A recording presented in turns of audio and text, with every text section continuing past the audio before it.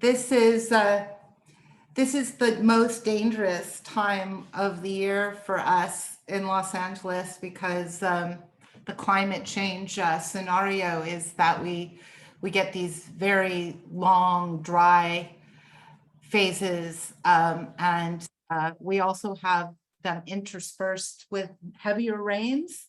So we get grasses that dry out, and it's very flammable time over here. So it's really nice to get from my daughter a little video today of her friends singing in the woods in the fall, all bundled up, and those wonderful harmonics. Just incredible. Hi, Miro, how are you? Janine and Nikki and James, are you guys capable of turning on your images? If you are, it'd be great to see you. Hi, Lauren. Hi, guys.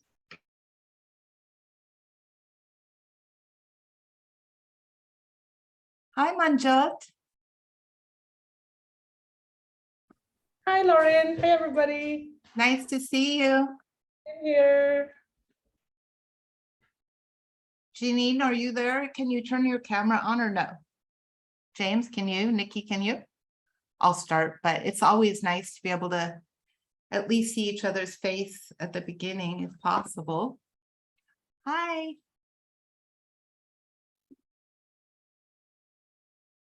Hi, James.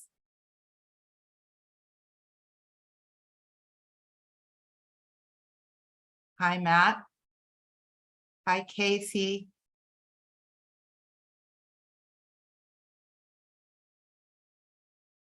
Well, today we will begin. Today is the beginning of the ending in many ways. We'll have two sessions, this one and next one, that will really focus on the idea of decomposition. So we began with earth repair, and you know, from earth repair, we've been slowly kind of talking about a whole lot of things in the post-human infrastructure arsenal. But today we want to acknowledge that metabolism is made up of two parts: things that get built up, the anabolic, and things that get torn down, the catabolic. And you can't have one without the other. And one of the things that have always surprised me is that, at least in the culture that I grew up in, we're very strong on the things that we can acquire. But when you start to think about it, everything that you've ever had, every shirt, every pair of glasses, every toy, every pair of socks is somewhere. I'm thinking, where are all those socks that I've had? I always lose one sock. Like, where is the other one? It's somewhere. So, you know, the world is made up of all of these things that have ever existed. And so thinking about decomposition is a really important part of post-human infrastructure. And from that, the idea of the reemergence or the seed, which will also deals with notions of colonization, especially in the 20th century, and Dr. Vandana Shiva's proposition and provocation that nobody owns a seed, you can't patent life, is the hopefully where we'll kind of get to, is that this class will begin to be like a seed that, as we tear things down and analyze them, we'll start to build them up again and find these themes in our work and in our practice. So in this fifth week, we're going to be talking about decomposition with our guest from Metabolic Studio, Michél Breard, who is waving.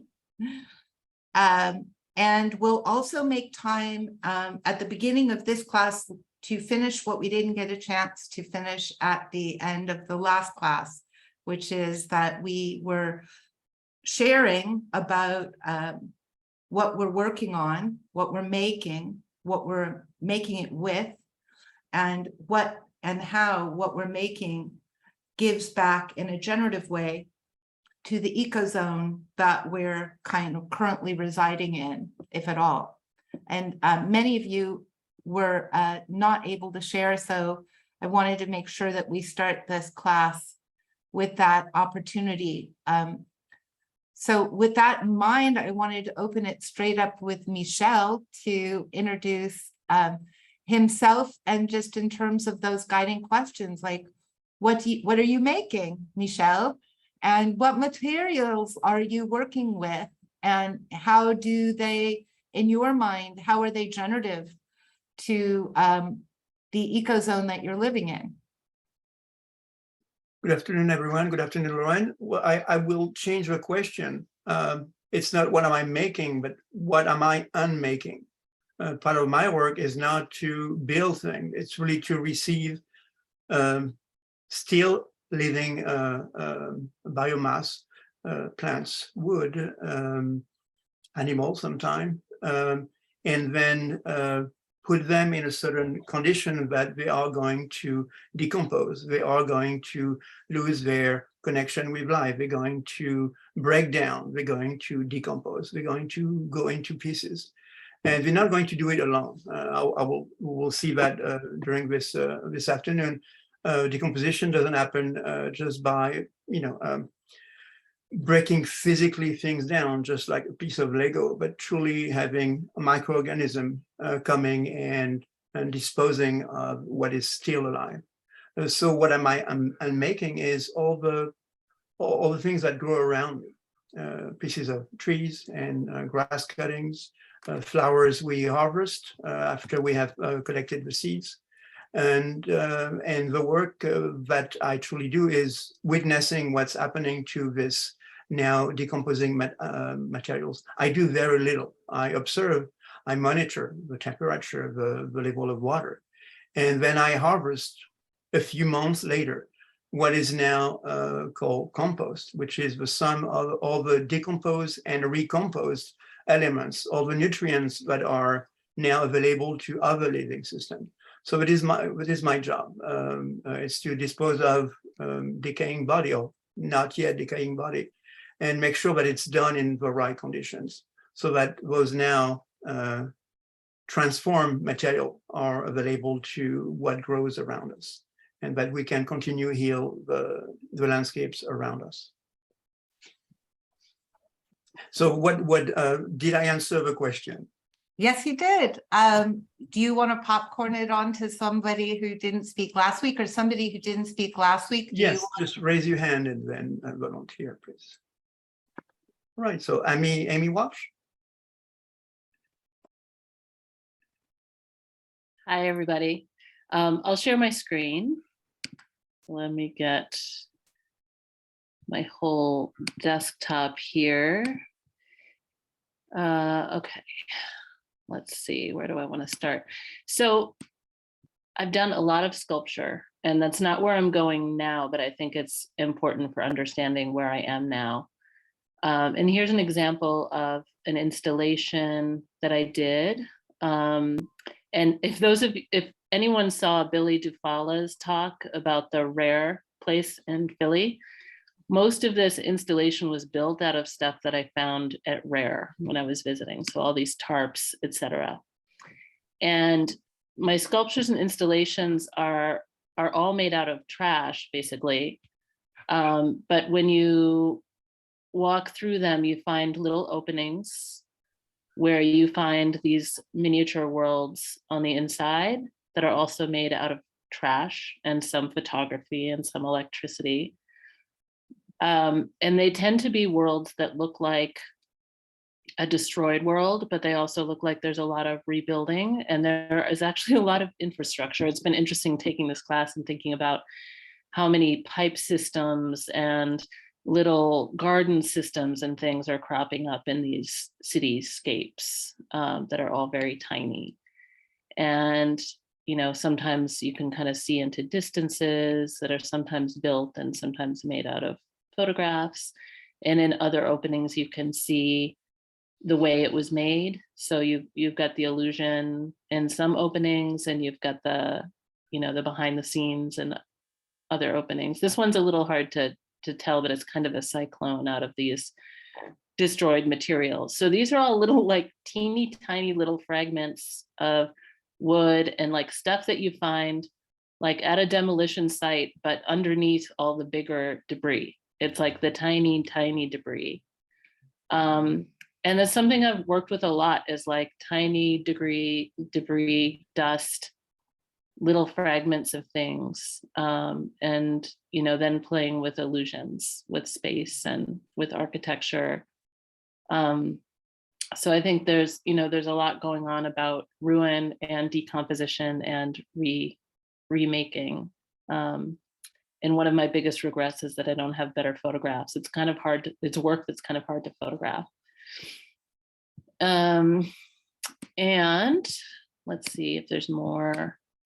I think there's a couple photos here that show, this is the inside of a sculpture that has a lot of mirrors and a lot of light. So it becomes kind of a cosmos inside of a ruin. And this little space, it's kind of for scale, it's kind of like dollhouse scale. It's really small. And it's all made of, this is all made of paper. Here's an example of one that's kind of long and skinny, and there's this long kind of corridor. There's water dripping in it. There's stars moving in the background through video.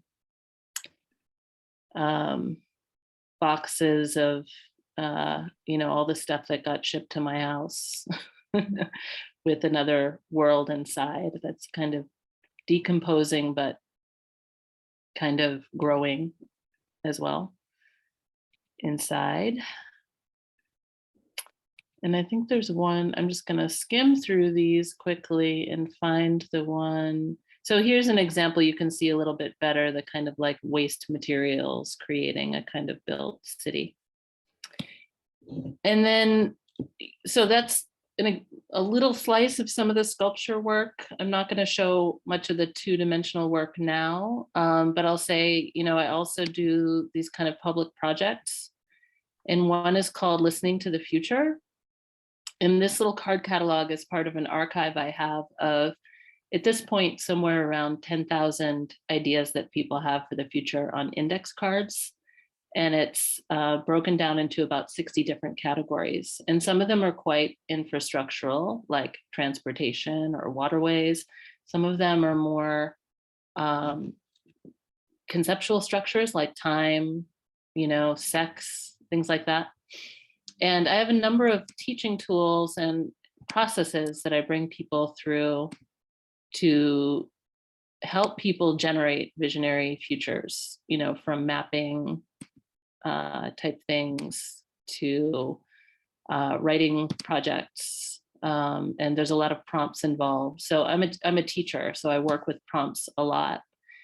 And then I have all these map sketches, maps that I'm making from people's ideas. So, and this is a way, you could kind of visualize, this is a map about water, people's ideas right onto a kind of landscape, and see how some of them are technical, some of them are poetic, some of them are dreams. So it's kind of an endless resource that I'm using and generating with people. It's an ongoing thing. This is an apparatus for the restoration of song and laughter to tap water, making your tap water sound like a creek. Mm-hmm. And I'll link to this somewhere so you all can see. I have examples of people's ideas on the different index cards. Okay, what else did and there's one other thing I want to show you, which is about what I'm working on currently. So let me zoom up here.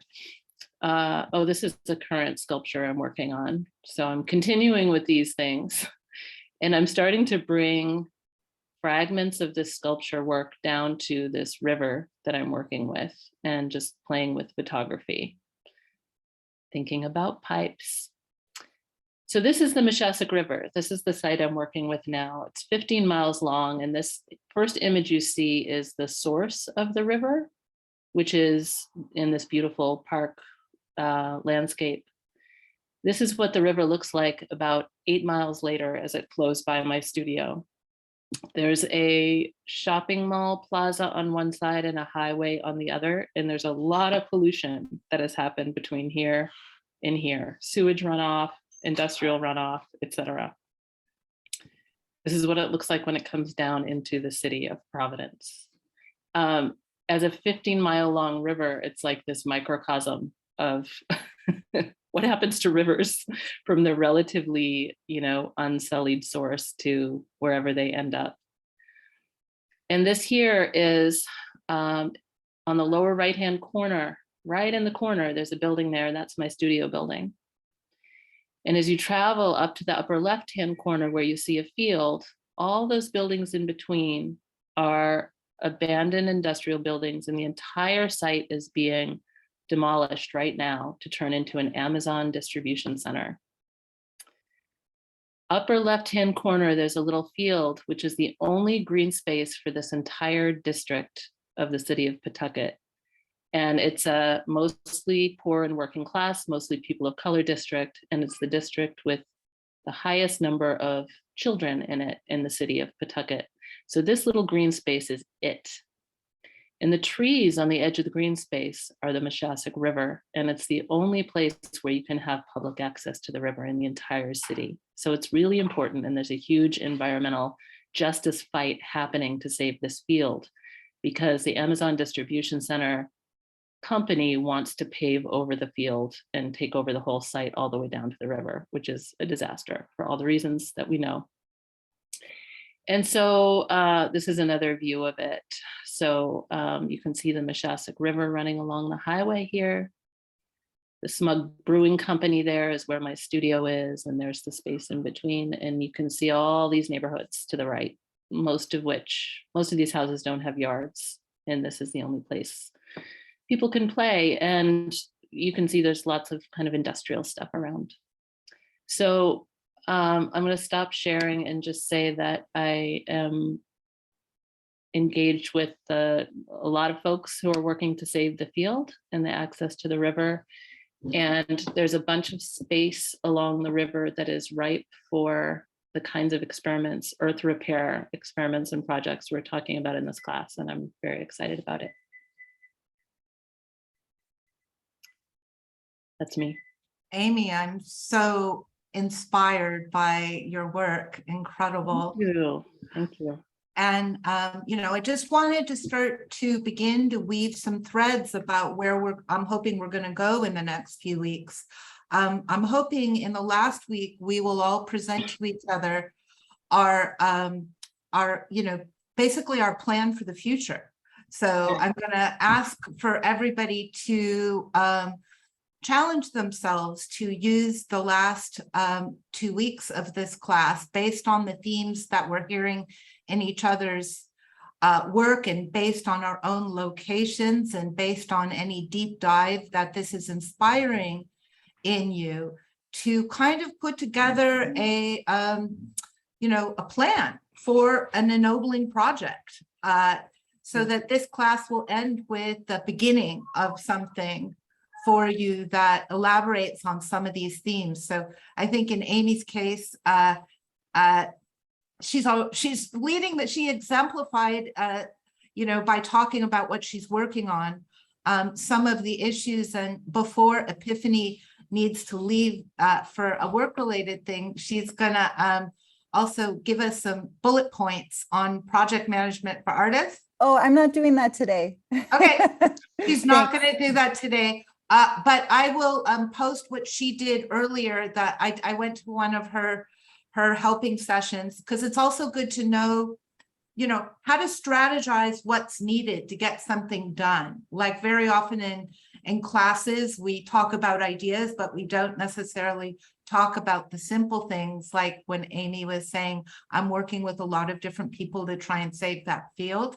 Even that statement is a very complicated idea usually for things like, well, who are these people? How do you stay in touch? What are the goals you have? How do you coordinate that kind of decentralized push to try and do something? So I think it would be really good to kind of workshop some of those ideas. Anybody else have any questions or comments for Amy before we pass it on?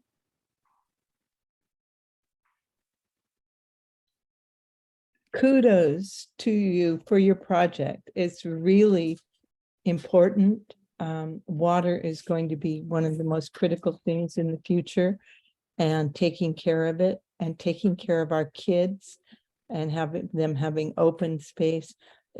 And the fact that you're including the public in it, that's the most important and inspiring thing. Well done. Keep going. Thank you. Thank you.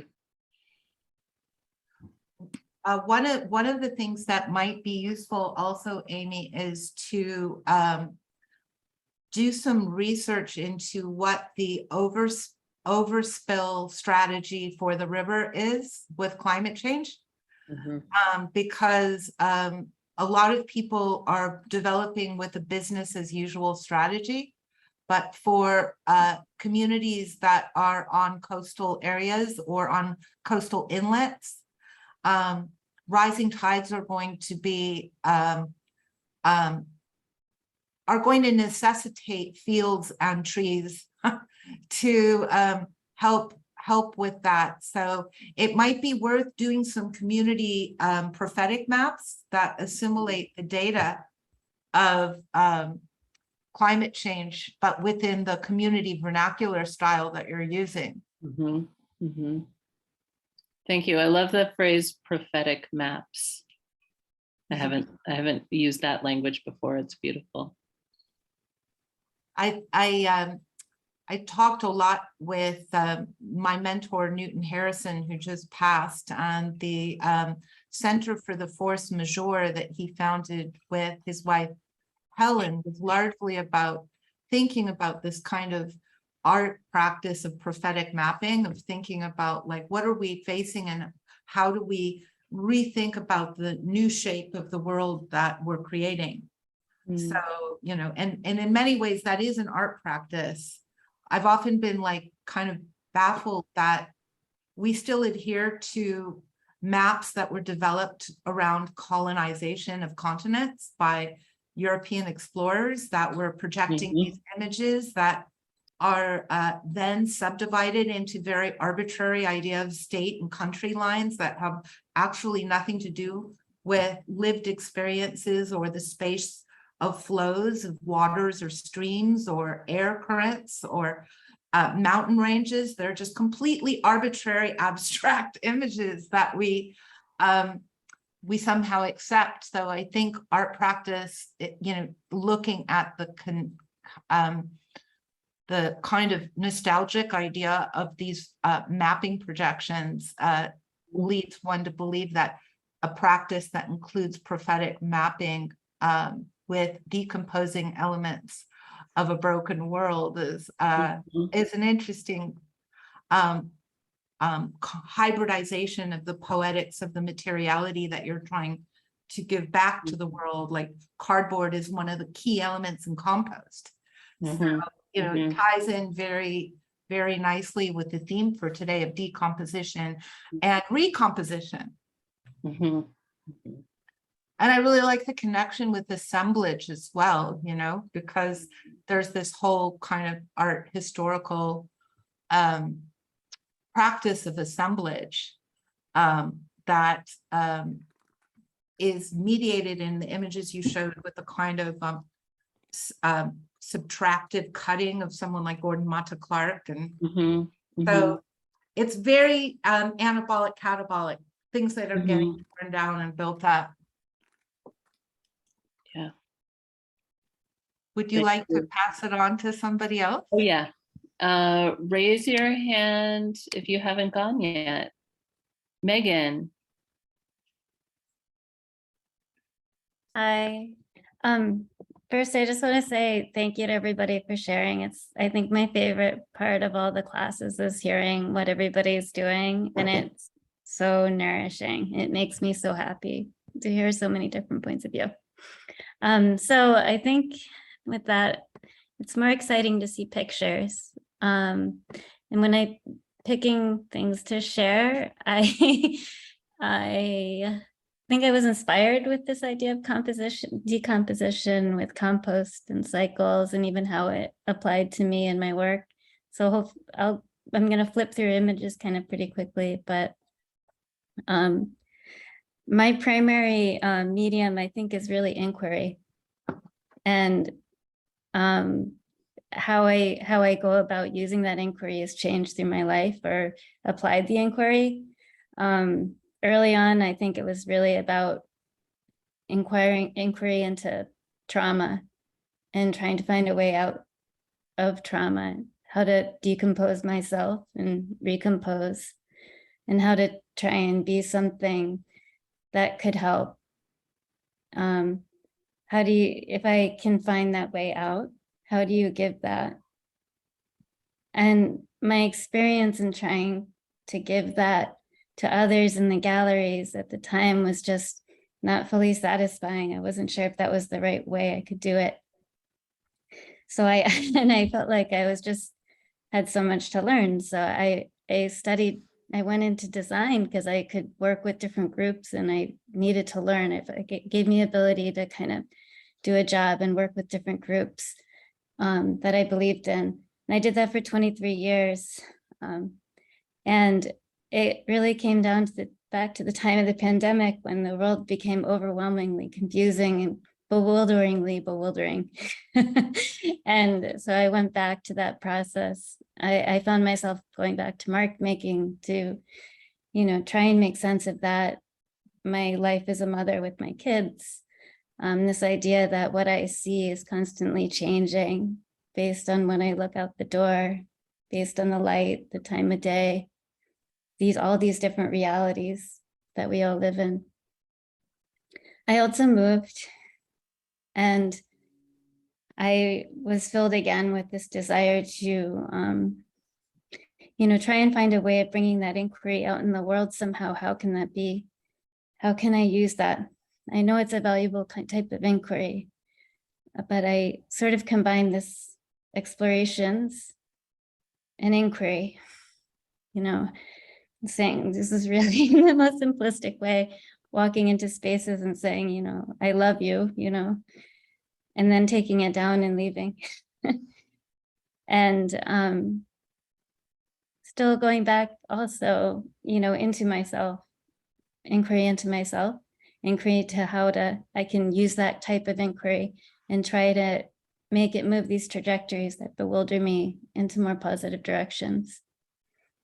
And on my explorations, I encountered a lot of debris in our shorelines, north coast of Massachusetts, and that bewildered me, confused me that there was also all this debris. It was also in a wildlife refuge and park, which just, that this was a place that that was supposed to be for wildlife and other living systems other than humans. But it just rubbed me the wrong way that there's also this manufactured material right next to it to restrict access. And I thought, I just was trying to think of ways to combine that. So this leads into my recent inquiry, where it just seemed common sense. This one material's there, the other material's there. How do you combine them? Maybe all these, I know it seems absurd, but all these structures, maybe we could just make one into the other, and so I went down this crazy pigeonhole where I took this debris and I thought, maybe if I care for it, maybe if I sort it into these piles, maybe we can restructure it and reuse it. And it was just this, it really came from an effort to try and make sense of this. I worked with the different groups who were trying to remove the debris. I found out that it's illegal to remove the debris for a variety of strange legal issues. Part of my process became being a volunteer at the refuge. I went to various cleanups to try and remove the debris, which I found out we were prohibited from doing because it's illegal to remove the traps. I went down into a legislation loophole, and it's very interesting because now the traps are all they're being abandoned as well because the lobsters are leaving our coastlines. I experimented more with doing public work, trying with another form of inquiry into working with the public in these forums, inviting them to weave in the structure and the outside. This was up in a pop-up installation. And so it leads me into my current work where I'm working with a woman who, in my exploration of the marine debris, I worked with a woman named Laura Ludwig in Provincetown, who has run a program for 30 years to recover marine debris from the oceans. And what she does is she's able to employ fishermen in the off season, and through a government funded program, she has government funding, but they recover pockets of debris in the ocean, and then she's able to bring it back and recycle it. And there's various small groups along our coastline that have been doing this, but they keep running into roadblocks. It's a huge problem up in Maine because with this iconic lobster industry, which is all moving into Canada and northern waters, there's a tremendous, it's by far the most tonnage of debris along our coast, and it's all plastics right now. It's all plastics, and it's illegal to move. And the most costly thing about it, it's not employing people to go out and get it. The most costly thing is actually paying the recycling facilities to actually recycle it, which isn't even clean. So it's just going to become a bigger and bigger problem. But anyway, it's something that's been really exciting for me is that in my connections with Laura, she decided to try and connect. She's applying for a huge grant, which we'll find out if it comes through in December. And she's going to try and connect all of the smaller groups into one group, one organization under her, which would be a big umbrella, which would give everybody a lot more recognition and power. They would have a lot more funding. And also she would be working into her grant a way to repurpose materials. So she legally would be able to repurpose materials, which has been illegal in the past from legislation. Also, I just continue to pursue inquiry. I've been, in other ways I'm doing that is just volunteering with the local groups to learn about the area. One of that is just, I've been helping with a survey of the Merrimack River, which you can see. Wait, I can't see my cursor, so you're not going to see it. But anyway, this map talking about boundaries. So if you can see, the Merrimack River extends through New Hampshire into Massachusetts, and the mouth opens up in very northern Massachusetts. But by redrawing it as a watershed, it makes you really see it in a new way. And I have been working with them to, the point of this survey is to try and create fire to formulate the groups that have somewhat disintegrated to motivate for water cleanups, because there still are several areas of CSO overflows and multiple other issues. But these are other ways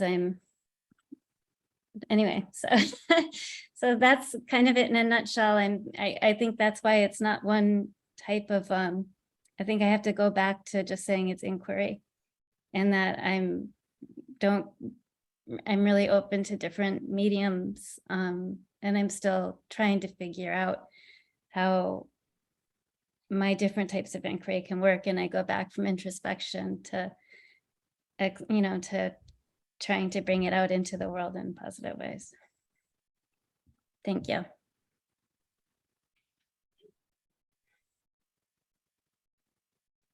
Well, the two of you could not be more perfectly paired for this conversation today about decomposition and its relationship to composition. And, one of the things that I also wanted to say is that your process of relocating has also seemed to be like a process of decomposition and recomposition.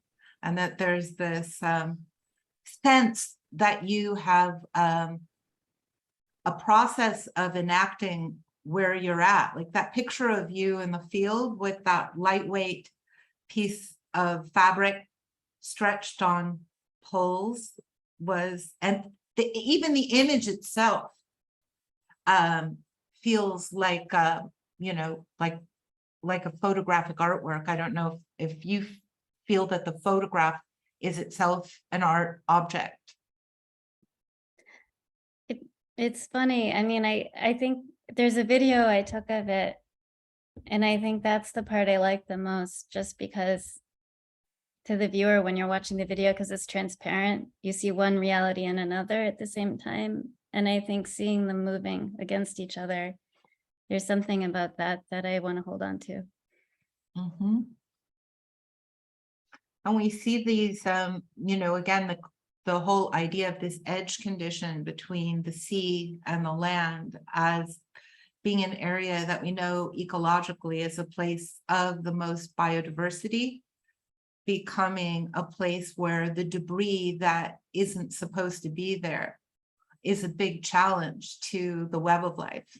And then you have the legal system also not making it so that you're not even allowed to clean it up. If I understand you direct. Yeah, it's actually, You're not allowed to pick these things up. So you're forced into being complicit with something which is an offense to the web of life. So it's against the law to help. right. And it's fully ridiculous. And actually, there's so many ridiculous reasons, but this one's interesting. In the early 70s, people were actually stealing traps when they were sort of wood to make coffee tables out of them. And this is the reason why legislation was passed to make it illegal to pick up the traps. And to this day, it's become a huge mess. And it's absolutely ridiculous. But I can go on from there, but it's a rabbit hole. It just seems to dovetail a lot with the theme that we were talking about provocations. In what way can an art practice point at the provocation of actually the absurdity of not being able to facilitate a cleanup? That is truly mind-bending. Well, the groups that I'm working with too, there's a public, and this is also going in that small barrier island, Plum Island. There's actually a state park at the end, which is really interesting. And that's where this quarter mile, all of those photos of traps. Sorry, my son is really. Hi, he's welcome. He's here. I can't hide him. But all of those areas are from a quarter mile.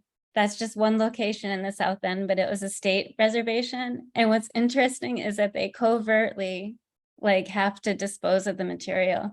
They try not to publicly tell people what they're doing with it because they can't really comply by law. So it's like a covert process to remove it. And only 2 people removed all of that debris by hand. And I actually did help with one of the massive pieces, and I ended up with elbow tendonitis. It is like tough work to get it out. Well, it brings up so many things, including the question of when does taking responsibility for the damage done to the web of life become part of the ethics of culture? When does the culture of care replace the culture of profit? And how do we as artists uplift and support culture of care?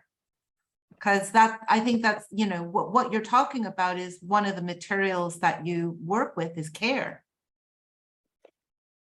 What I like a lot about what Laura's doing is, I think that people in the community are finger pointing too at the fishermen, which is the wrong direction. Because in my community, it's just residential people going out, getting permits, throwing stuff. And I'm so sorry about the distraction. Oh, but it's what she does. She's able to employ fishermen in the off season, which is great. And they are actually all the fishermen I've talked to, they're very enthusiastic about cleaning these things up. And it's really great because a lot of these people they don't really believe in climate change. A lot of them I've spoken to, not a lot, some really do, but it's like this common ground. They're passionate. They've been out in the ocean. They've grabbed other people's traps as they're pulling them up, and legally they can't take them. So they have to cut everything loose. They know that there's tons of traps, like a whole line of 12. They've all cut loose traps. So there's 12 traps that they've just cut loose that are just ghosted now. They're catching stuff on the bottom of the ocean, and you're not going to find them. They're lost. They lose 30% of their gear every season. Well, you know, one of the things that, again, to go back to Newton's ideas is the idea that the ocean is the catch of all of the rivers and streams and all of the highlands, right? So everything ends up in the ocean, and the ocean is this place that we need more than any other kind of thing for the web of life to continue.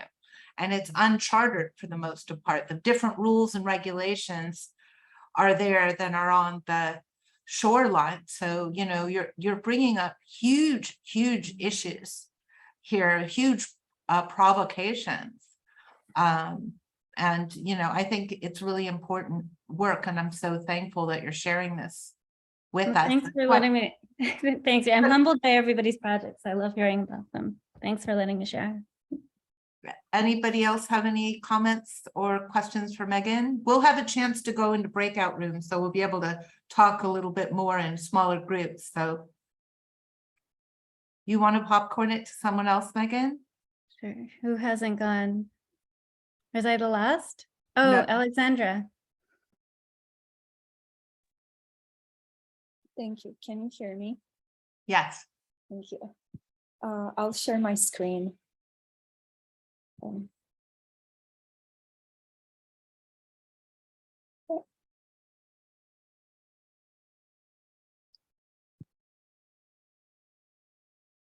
So I think my relationship with nature is very much began through photography. I photograph. As I move through space, as I walk in nature, I always pay attention and I always photograph. And a lot of my work, I think a lot of my work derives from basketball. I played basketball for 11 years, and so I always have to move, and I'm obsessed with timing and configurations and interactions, and so I think sometimes, and that's sort of what I do through photography as well. And these are some of my photographs that the series called Nature Hides.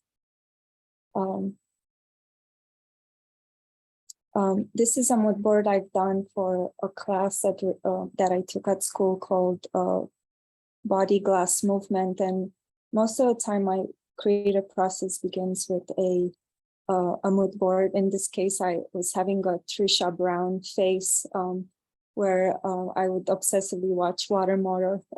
And so then I sort of took these images, and at that time I stopped for now, but I used to practice a lot of Japanese calligraphy. So what emerged from those studies were, so I basically took an image that I transformed into animation informed by the calligraphy practice, a gesture, and then I projected it on the wall. And then because the class I was taking was glass, I created a piece of glass and I would respond to sound in front of the animation, moving the image. And I think this theme of making a static image into a dynamic image will continue through different studies. And these are the static images. Then in another project, this is sort of when COVID hit, but I was taking this class where you had to build a sensor, and I was trying to form a relationship with the wind. So I took my calligraphy brush and I was mark making with the brush, and I would just let it sway in the wind. And I have an entire notebook of these patterns and the wind, and it truly informed at that time my calligraphy practice, because it made it more effortless. It taught me how to let go. and the same study of like how to create how to transform a static image into a dynamic one. Here I sort of the same. I drew these circles and I animated it and projected it and sort of like was observing how all of these categories merge and how there is no static form. And I'm still working on these. But then what happened, I started working on my thesis, and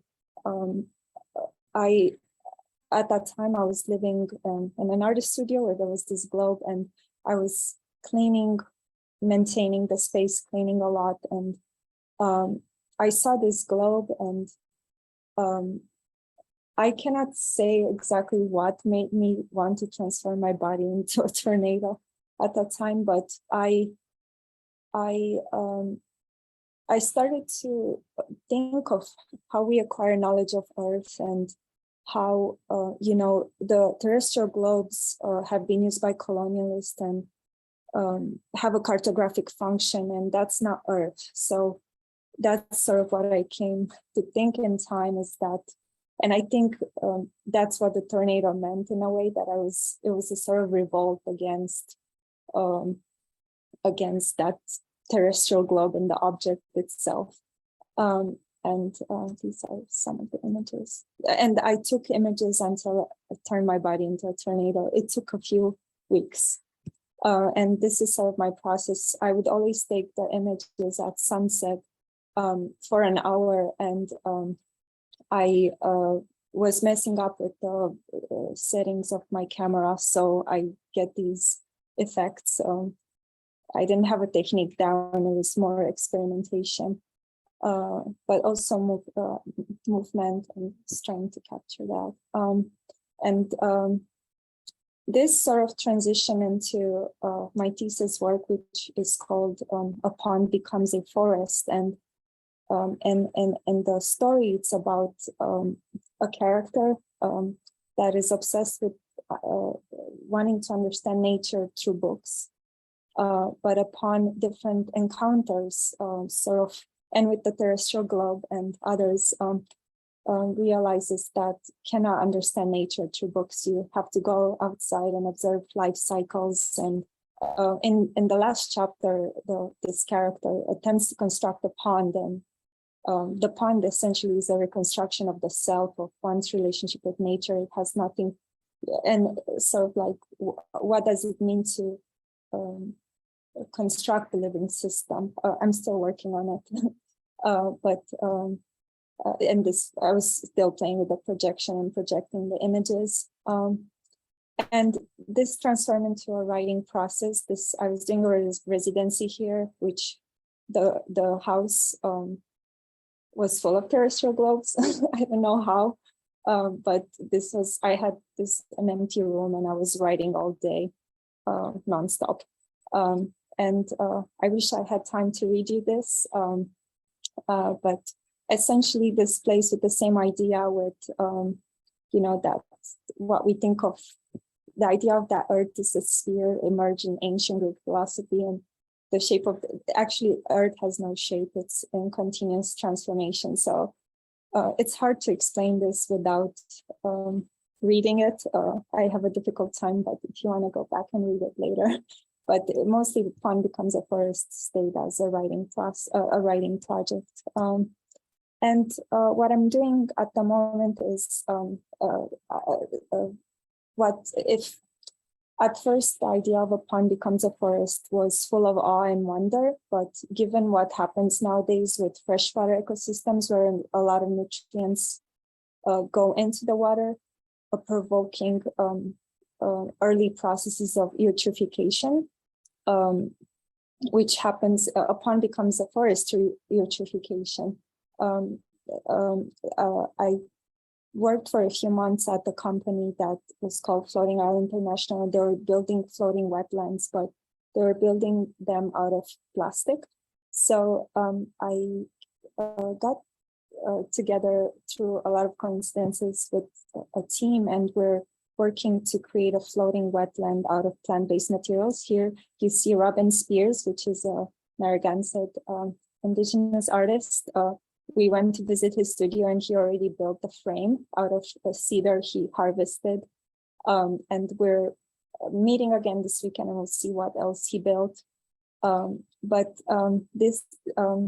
These are some studies. This drawing was made by another member of the teams, and these are some images I took of different not that I took, I collected out of different microorganisms that basically attach on the roots of the plants that grow in the wetland and cycle the nitrogen and phosphorus out of the water. So this is a study into a drawing, I hope, collective drawing I hope I'll be making, and to sort of show the invisible world that allows us to fix nitrogen and cycle nitrogen. This is me this weekend. I was doing buoyancy, so I'm obsessed with buoyancy at the moment, and I didn't know how to achieve buoyancy without plastic. And I looked at K-pop, I looked at bamboo, I looked at all other things, and I went to the Sheep and Wool Festival is in upstate New York this weekend, and they had wool, and then from wool somehow I got to research more, and I was reading this paper, and I got to milkweed fibers, and apparently they're as efficient, or they were used as K-pop, and they're 5 times more buoyant than cork. And I started harvesting with care some of the milkweed fibers. What I found fascinating is that this is the time when the milkweed pods are opening up, and it's sort of in my trance state of searching for buoyant material in nature. I think I might have found it, but this also comes with a great responsibility of handling the milkweed seeds and returning them back with care to the soil. So these are some of the projects I'm interested in. Stop sharing.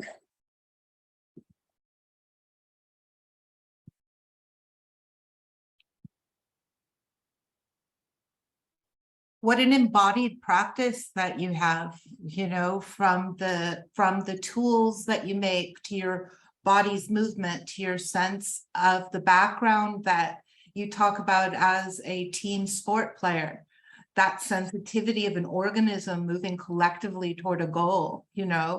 Even the shots that you took of the calligraphy felt like a teamwork with the pieces, and it's really quite incredible. Your presentation, I think, really captures movement all the movement and growth is everywhere, present all the time. So I'm just wondering, would you say that you kind of work with movement and growth? Yeah, I think so. I think all my thoughts emerge through movement, and then somehow they acquire language. But I think I'm learning just now to pay attention to the body first, and then see what emerges. But some of us were wondering, and maybe Lee has some experience about this, but whether gourds are buoyant. I have not looked into it, but that sounds. Yeah, I would love to try. Yeah. And anything that can replace the plastic out of the floating wetlands. One of the wonderful things about gourds, I don't know if you can hear me. Yes. Okay, one of the wonderful things about gourds in China, where the rivers used to flood regularly, people didn't swim. They were peasants. They didn't have time for swimming. And they would take the top off a gourd, put their clothes inside it, stuff the opening with corn cobs and different sticks or whatever they had made that would hold their clothes in there tightly, and create air pockets and put them one under each arm, swim across the river, get out the other side, take out dry clothing and put it on.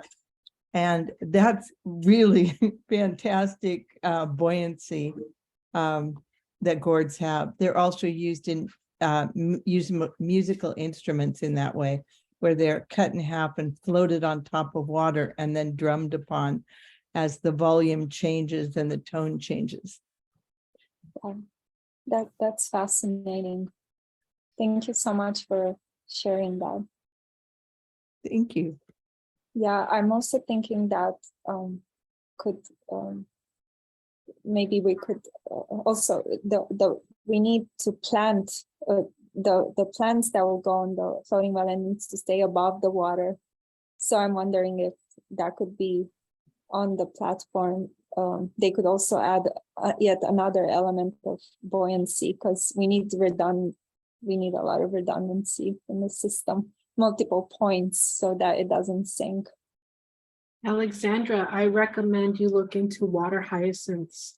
Inside of the body of the water hyacinth, it's beautiful. It looks like styrofoam, but it's obviously not. And I actually use them at my own home in my own ponds to cleanse the ponds themselves. But what I've done before is I string the hyacinths in a circle shape, and then I place my plants in the center so that the plants won't become invasive in a sense. And then when I need to cleanse my pond out, I take the plants out, and then I irrigate my garden with those. So there's multiple uses. So I highly recommend you look into water hyacinths. Hopefully they're not invasive in your area. Thank you.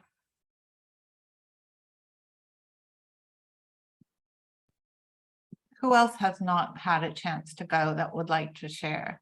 Tina and Epiphany. Oh, Alexandra, you want to choose? Your choice. I think Janine or I can go. I'm so glad we carried it over to this week. I was feeling so unwell last week, but I still wanted to show up.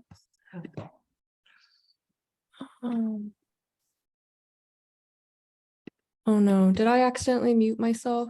Nope, we can hear you. I thought a button came up that said mute and I almost hit it.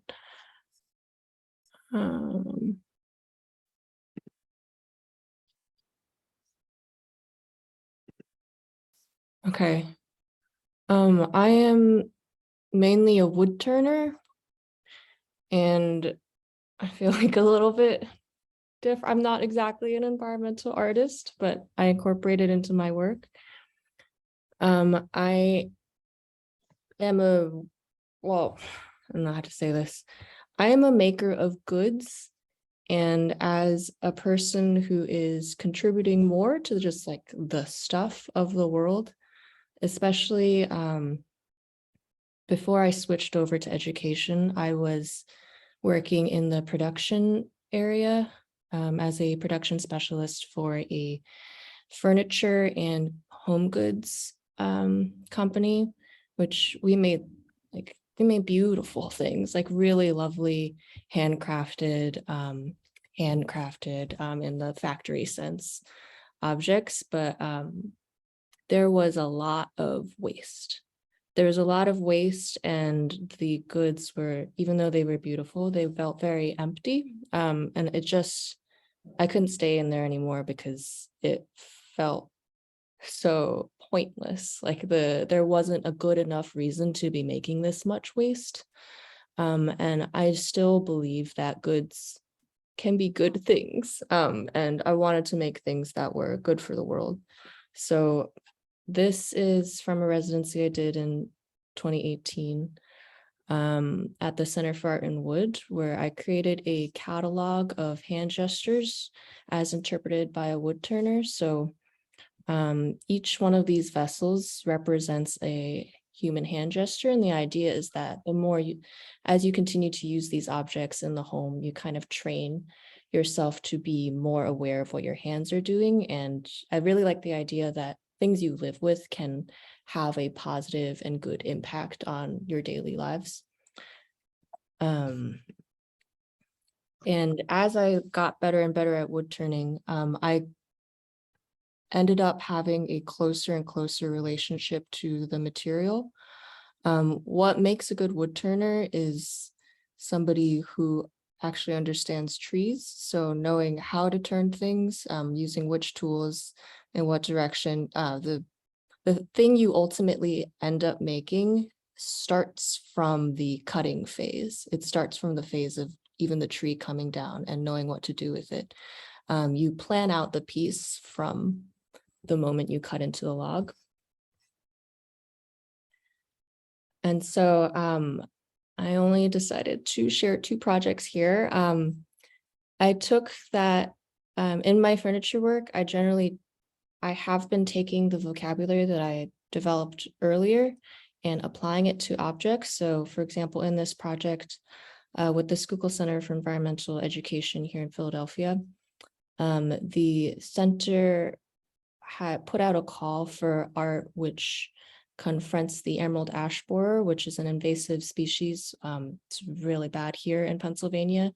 It is causing all of the ash trees in North America to go extinct effectively, and there's nothing we can do about it. And so the only real reaction that humans can have to help stop the spread is to literally cut down sick ash trees, because it's currently too expensive and not actually feasible to cure all of the sick trees, especially in like a forest.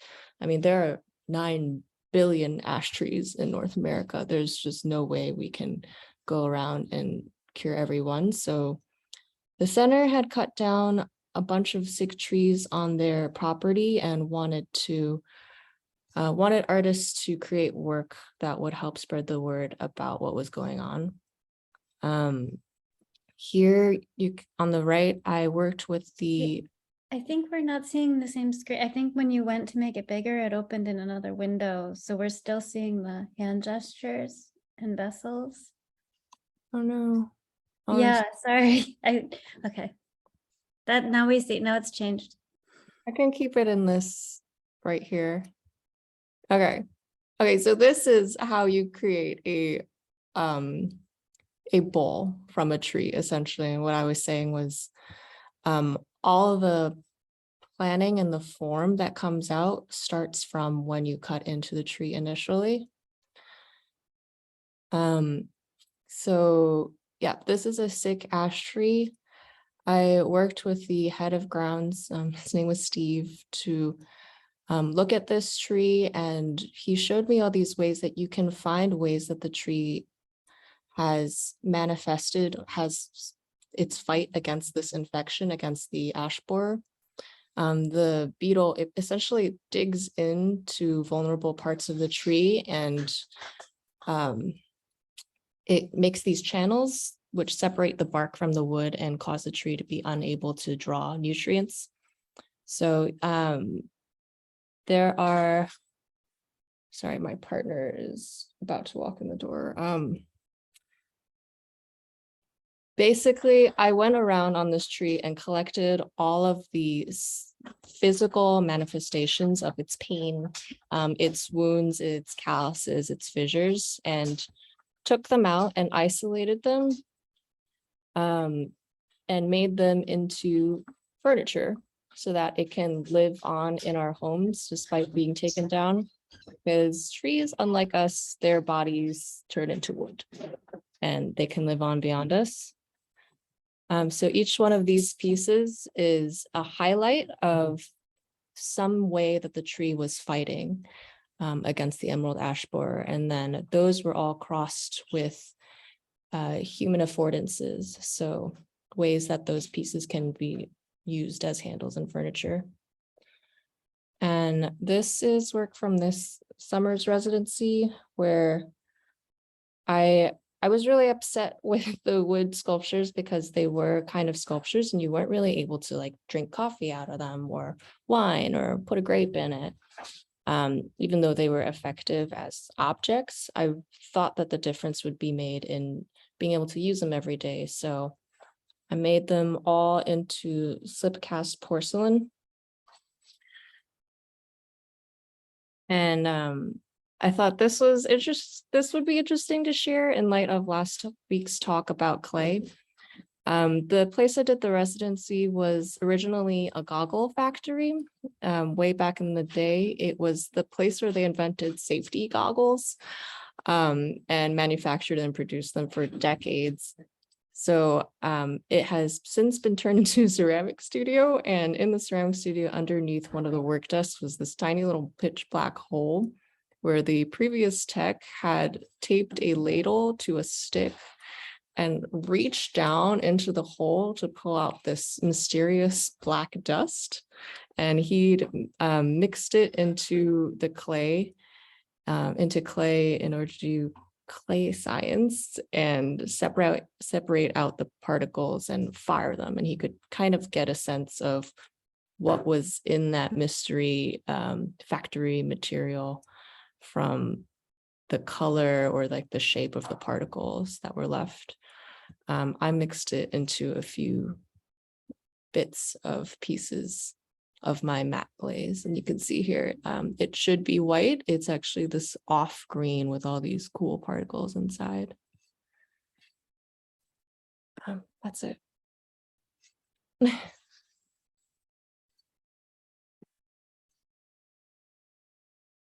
Sorry about the interruption and the technical difficulties. Janine, it was absolutely perfect, the entire thing, and you told the story so exquisitely. You had me gripped. I had this idea that one of the things that you're working with, also kind of like Alexandra, is time and transformation, because when you said that that one of the things that are characteristic of a tree is that they live on as wood. I don't think I've ever really thought about that, and I thought about that was that eventually it will also be compost. Like it's at some point in terms of what you're giving back in the making, even though it's not part of your cognitive plan to let it decompose, is that you're still sourcing your materials from your environment, reforming them towards a new narrative. In this particular case, the narrative of the end of one form of life into another. But at some point, because of the material, unlike the plastic lobster pots that end up sitting in an ecozone between the ocean and a biodiverse edge that it will do nothing, those things do have a future as part of the earth again. Yeah, I definitely feel like it wasn't my explicit intention to become more in tune with nature, but I definitely feel like with any craft that works with a natural material at its base, part of what defines it as a craft is understanding where that thing you're working with is placed in the larger cycle, which is why when I was working in, it wasn't actually a factory, but like in a production setting, I found a lot of the time what we were doing was fighting against the wood. So doing things like trying to keep, we would choose a material that wouldn't move, but would move. So you would try to make it as stable as possible. You avoid all the cracks and the checks and the knots until this thing is no longer like the natural material. It's like a sterile version of itself, kind of like you would see in a rendering, like no distractions or anything like that. And I can see two distinct ways of reacting to the information.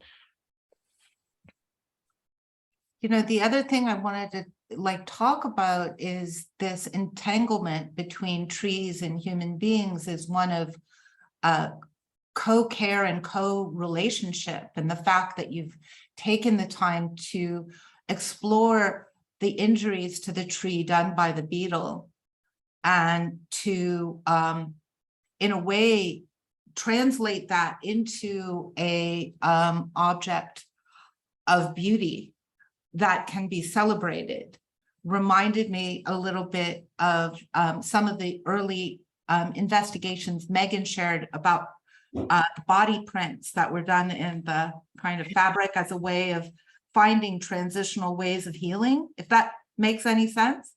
But I feel that there's a lot of care that's gone into looking at these injured trees, and that there's a kind of uplifting by that acknowledgement of what they're going through. That's a deep empathy that I think is really profound. It was honestly a very depressing project. I named it Holding On in the Aftermath because I felt so useless as an artist to actually help the situation at all. All I could really do was talk about it and show the work and inform the people who now live with it in their homes what the story is and how to tell it and what their where their place in their tree lies in the larger narrative. But it's the scientists and the architects, I feel like, who really have to take the mantle and go forward with it. Yes, it's a memorial, exactly.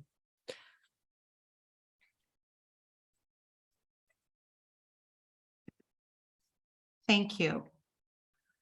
Would you like to pass it on to the rest of someone else? Yes, Epiphany, you haven't gone yet, right? Thank you, Janine.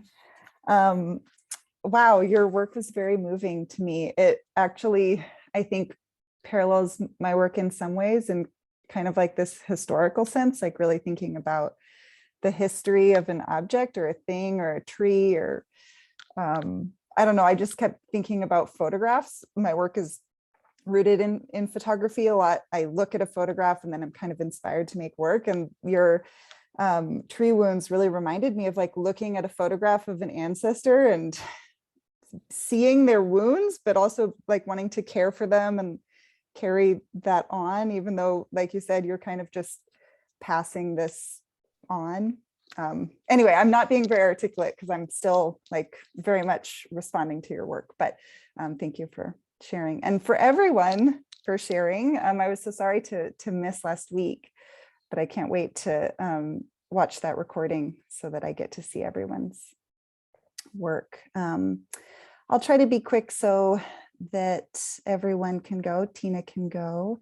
Okay, let's see. Okay, can everyone see that okay?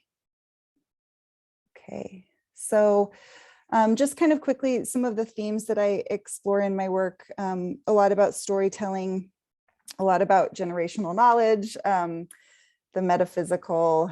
I bind a lot, be it braids or stitching, kind of layering, connecting memories to the present. A lot of storytelling. My family is very into stories, so they come out quite a bit, both real and imagined stories. The metaphysical, I really find that I'm very guided by dreams and kind of our internal truths, curiosity and inquiry, much like Megan. So I really kind of use that as a compass to guide me. And I feel like in my own work, as well as in my own life, generational knowledge is kind of where a lot of these things come together. So I'm really interested in addressing generational knowledge in a way that promotes healing. So I'll just start with some older work. I'm a bookmaker and a sculptor by trade, but a lot of my work does really kind of analyze this connection between humans and the earth, and kind of this overlap where we're actually not that separate from it. So this work, I actually did a series of these, and these are people in my life, and I got really obsessed with this idea that our facial profiles actually look a lot like landscape. And so this is actually a profile of a friend of mine. This is Orlando's. And so then when you turn it on its side, it really becomes this kind of reflection, not only of ourselves with the land, but also just it has a reflection in and of itself, because all of the pages are actually the same length, but then when you adjust the binding, it kind of gives these two separate looks. And embossing, I love paper and its kind of malleability. People don't necessarily think of paper as malleable, but it's, you know, it's made of trees and pulp, and you can really manipulate it in ways that I find really fascinating and kind of endlessly interesting. So these are a series of embossments that are made up places from my dreams, these kind of made up landscapes. And then here's a book again, where it's using these images that are actually close-up images of body parts, you know, folds of skin or kind of like facial scruff. But then when you look at them this closely, they begin to almost look like kind of topographical images or kind of landscape. So these are just some other little books here and there. Some of my recent work, really thinking a lot more about our connection with decomposition. It's so funny that that's this week, but all of these things eventually end up somewhere else. And so, you know, our hair, I have, even as a young child, I was fascinated with the fact that if I had hair that would come out, my mom would say, well, put it outside so the birds can have it. And I loved that as a child, like this idea that a bird would want my hair to use it in its nest. Hair is also very important and symbolic in my culture. My grandfather went to an Indian boarding school where they were required to cut off their hair. And so I think a lot about this kind of different version of a reality in which hair was more valued and praised, if that makes sense. So this work is about him. It's called The History of Forgetting. But again, these pieces, that are they hair, are they landscape? It's kind of hard to tell in the imagery. This is a work called Ringleader of Disorder that's also about my grandfather. I was very close with him. And this was kind of a memorial, if you will, to his time at that residential boarding school. So these are all the records from when he was there that I finally was able to get from the Seattle archives. And so I recreated them all. It's a very emotional work for me. This is Buried by Whiteways. This is the piece that has the beaver wood in it from, you know, weeks ago when we were on our beaver kick. And it's a book, in a sense. It's also an object. I'm kind of fascinated by thinking about an object, or the history of an object, or everything that object once was or will be. And this piece is similar to that. It's presented in this way as if it's, you know, in an archive at a museum, but really, you know, what does that mean? Why are they there? And this explores kind of the genealogical records of my Yakima tribal side, kind of through the generations, how these people were recorded and kept track of by the government, if you will. And then my current work, this is still kind of or at this point it was in the exploratory phase, but I got very obsessed with charting my ancestors, where they lived throughout their lives. And then I wanted a way to represent that as kind of a guidance and a map. So again, talking about maps. And so I started to thinking about them as constellations. And this is kind of where they ended up. So each constellation is developed based on where someone lived in their life on a map. So then I charted that on the same map and then kind of adjusted them. And so these are painted with gall ink. In Columbia Gorge area, there's quite a few oak trees that produce galls, oak galls, and you can make a really, really beautiful ink out of gall ink. So these are gall ink and watercolor. And then the text here is the gall ink that I was able to like put into my own fountain pen, which was very like it just felt so like fulfilling to make this ink and then also write with it. And so this is kind of where the piece is landing now. And so they're set up in a family tree type way, because these are the people in my ancestry who I feel very connected to, and even people I have never met, but they each kind of guide me to this present time. And then the other piece that I'm working on, kind of in this same vein as the Buried by White Ways, is kind of this idea of like the object or artifact and regalia, and kind of like, what does this mean particularly in my culture? And so this is regalia that I'm making that is based on my home and the mountain, Mount Tacoma, and kind of, this is still very in the beginning phases because I'm not really sure where it's going, but that's where it's at now. And so that's my work. Thank you.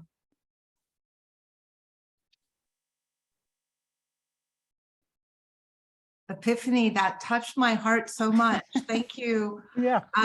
From the aesthetics that you possess and your ability with craft and skill, to the colors and the beauty of the synthesis of collecting that gall and making those marks, and the exquisiteness of your handwriting and the exquisiteness of your knowledge of binding and the colors of those threads. The entire thing is just breathtakingly exquisite. And, I wanted to say again, as visual artists, one of the things we work with is our opposing thumbs and our ability to hunt and gather and collect and make tools, and to refine these things into devices of wonder, which those small pieces of paper that seem to represent the entire known universe somehow. And and then just the geometries that you play to put them in relationship with one another. It's just incredibly, incredibly moving.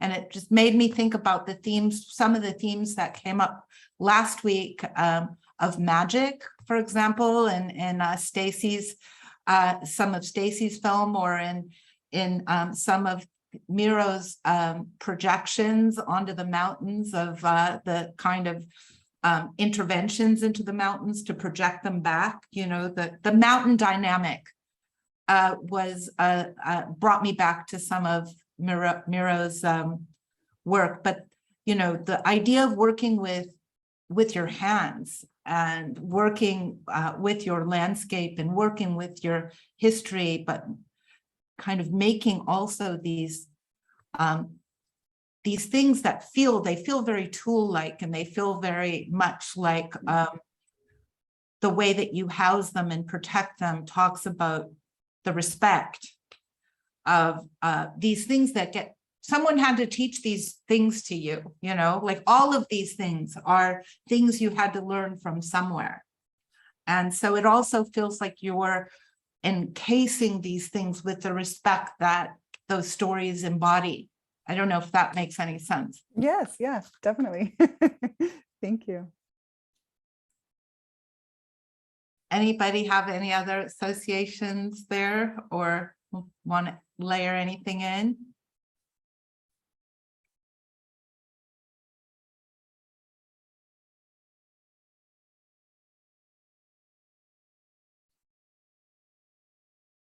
Okay, who's next? I think Tina, yeah? Am Tina? I the last? I don't know, are you? Well, Thank you all. I want to really say, everybody who shared, this has just been amazing, all of your crafts. So thank you so much. For those of you who don't know me, I am a culture bearer of Gabrielino and Chumash descent. And along with that, I am a poet, a creative writer, a composer of songs, a storyteller, a traditional singer and dancer, and I also make jewelry. but I've never ever thought of myself as an artist. Although those are all artistical things, I kind of think of myself more as an experiencer of awareness, of connection, of understanding. And within all the crafts that I do, I always am able to create relationships.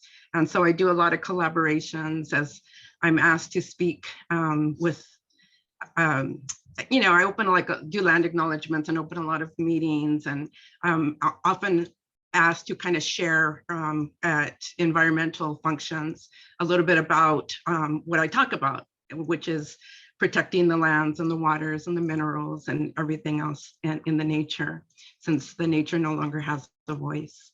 And one of the things that I'm passionate about is that when our people were colonized, the waters also were colonized. And it's time that they are too are freed and just allow them to flow with us as the spirit that they are. So that's a lot of the talks that I do. I can share a couple of things and that you can all look at them at a later time because these are YouTube videos, but a couple of things that I've done as collaborations. Let's see if I could get one more. I'll have to look for the second one. So apart from these, recently, matter of fact, just last Friday, I did a collaboration with a dance group, and they did amazing spiritual moves, and they did it to one of the songs that I composed in my language of Tongve. I've composed over a dozen songs. And so I sung the Mother Earth song as they danced these amazing movements. And then I also overlaid a little bit of history of our tribe, because we were in Pasadena, which is tribal territory of our tribe. So that's a little bit of what I do. But when y'all asked last week about clay, and I don't have a lot of experience with clay. I did get to go to Metabolic Studio and play with it a little bit one time. But I kept thinking, what do I do with clay? Because I do so much with the earth, right? So how could I not? And I actually learned something. I Googled what are pencils made of. So in addition to that wood, it's graphite. It's like not truly lead, it's graphite, which is a form of clay. So I was like, yes, I do clay because I write. So there's my connection there. And when I make jewelry, it's all natural materials. We use dog bane for cordage. We use yucca fibers, shell, and stone. So that for me is just healing, to make things that are out of nature and that people can appreciate and wear. And what I'm working on right now as far as a craft is we are revitalizing our Tongva basketry. And it was, we're in session 5, so this is 5 months of learning the materials, how and when to harvest, how to cut them, how to bleach them. How Epiphany talked about gall. That's one of the ways that we could dye them into black, right? So there's so much to learn. And I'll show you my little sad project that I'm starting. So here's my basket. And it's just a start. I mean, it's about so big right now, but I'm going to be making a gambling tray because I do a lot of presentations and teaching with the youth. And one of the things we do is we make dice out of the little walnuts, and we play a gambling game with it. And so I wanted to make a gambling tray so that I could use my own basket when they're throwing those dice. So that's a little bit of that. And I'll find that other YouTube that I was going to share. I think the one I put in there was a poem that I made for P22, which is our famous little cougar that's always crossing the freeways. So we have a national P22 day, and I created a poem. And so what I find is a lot of times my writings are based on my invitations to partake with people. So that's a lot of it. And, someone will say, hey, let's collaborate on this. And so I will create a story or to go along with that collaboration. So that's about it. Thank you for allowing me to share. Thank you so much, Tina. I'm just wondering, should we play your YouTube so we can all watch it together? Well, that one, it might be a little short, but I don't want to take all your class time. Oh, I think it would be a wonderful blessing to should I screen, would you be okay if I screen shared and put it on, or do you want to find another? Or would you prefer not to? You can share that one if you'd like to. Okay.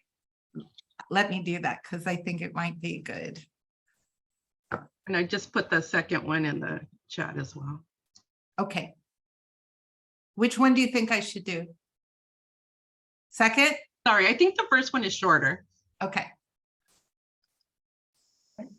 Is due to our inherent connection with life on these sacred lands. We can hear somebody's. P22. Lauren, We will are you always playing the be YouTube part now on your phone? of the change. I don't think so. Stay alert if we grow. Hold on. The first settlers that came into these valleys, they Thank you.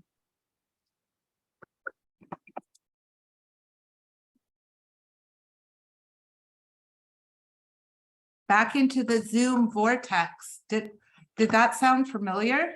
Was that your, let me try it again. Share screen. Let me just go to this.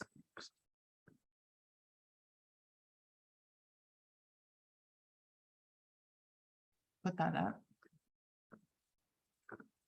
Hello, relative.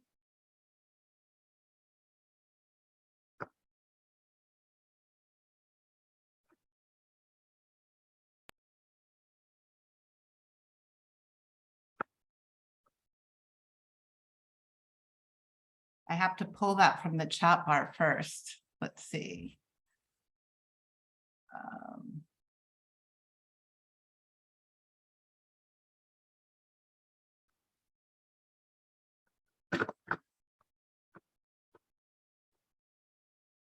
Mi hija ne hinkam ne twanya ne tina orduno kalaron komikrabet na ha kongwe koi mix kanat.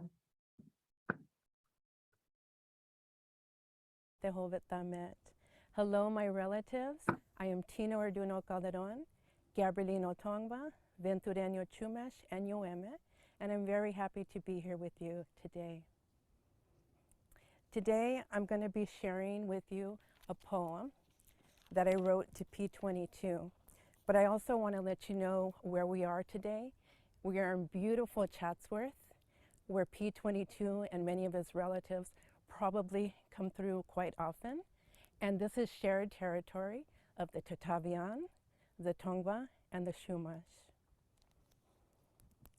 P22, you are so much more than a tracking number to me. You are strength and resilience.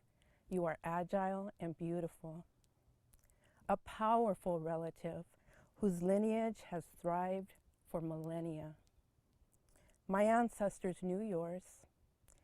Tukoraut, the silent watchers and amazing hunters. We remember when the mountains and the foothills were your domain and you followed the mighty deer. That was not so long ago, when all beings here lived in honor and respect. Mountain lion and coyote had direct connection to our tribal lineages. P22, our territories have changed. The environment is suffering and survival is a real challenge. Our continued existence thus far is due to our inherent connection with life on these sacred lands. P22, we will always be part of the changing landscape. Stay alert, esteemed relative, and know you are loved by many. Thank you.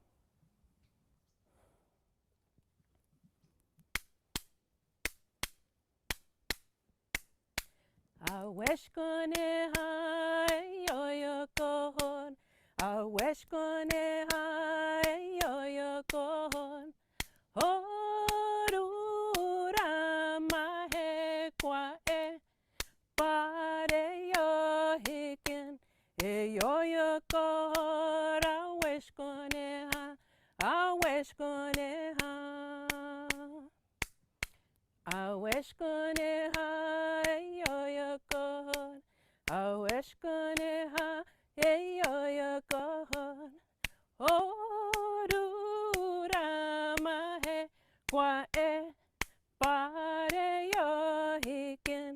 Yoyakon, aweshkuneha, aweshkuneha. That was a Mother Earth song that I composed, and it thanks Mother Earth for everything she gives us, the waters, the plants that we use for food and clothing, everything that she gives us is why we survive.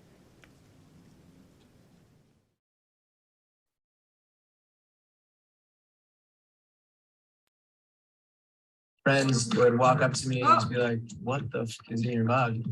And I would just tell Hold them, on. "It's What mud." happened? I was drinking tons of coffee. I was jittery. Sorry about that. YouTube crashed my bliss state. Oh, well, I don't really think I can possibly even respond to that blessing that you transmitted. I mean, I think, Tina, it's just it's always such a privilege to watch one of your videos and to be in the presence of one of your blessings is what inspires me to think about post-human infrastructure, because you're still living in a connected context to a place that your ancestors were from. And so that deep sense of empathy with P22, a name like we give this wild animal to classify it as a kind of foreigner in an infrastructural jungle. And so when you say that P22 is so much more to you, I really feel that embodies that, deep inspiration that I feel, and I think so many of us feel, to help in whatever way we can to repair the damage that's been done to the complexity of the human and other than human beings that we live amongst and with. Would anybody like to respond to Tina's work or share? I'm always moved, and I'm always moved by your song, your poetry, your presence, and respect the work that you do on a daily basis. For those of you that don't know Tina, she humbly volunteers most of our time, and she's actually retired. And I heard her say a couple weeks ago that she actually works more today than she did when she was working full time. So again, super grateful, and thank you so much for all your service, Tina. Those of us that live here in Los Angeles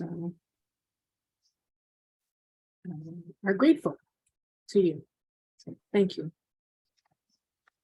So we're going to take a short break, and then I'd like to come back and think about what the role of decomposing is in a post-human infrastructure. What kinds of unbuilding can we situate into the future? And how does doing nothing, how does effortless action or actionless action play a role in the honorable thing to do? A friend of mine during an earthquake in China once wrote me to answer a question I had for him of what it meant at root for him to be of Chinese descent. And during an earthquake with the whole world shaking, he wrote back to me on a text 2 words, Wu Wei, which meant do nothing, which is closely connected to the Taoist reverence for the natural world. It means striving to make our behavior as spontaneous and inevitable as certain natural processes, and to ensure that we are swimming with, rather than against currents. We are to be like the bamboo that bends in the wind, or the plant that adjusts itself to the shape of a tree. Wu Wei involves letting go of ideals that we may otherwise try to force too violently onto things. It invites us instead to respond to the true demands of situations, which tend only to be noticed when we put our own ego-driven plans aside. Letting be, letting the earth do its thing, be like water. So I leave you with that thought. Please all, I suggest we take a good 10 minutes and sit still, sit with yourself. I'm going to, and allow the amazing stories that we heard today to sink into you, so that we might come back and share some more. But I think we need to take an extra 5 minutes right now. Take a 5-minute break, but take a 5 minute to allow this richness to dig in to your inner ears. So it's 40 minutes after the hour. Let's get back together in 10 minutes and move on from there. Thank you everybody so much for sharing, and thank you, Tina, for coming and sharing with us.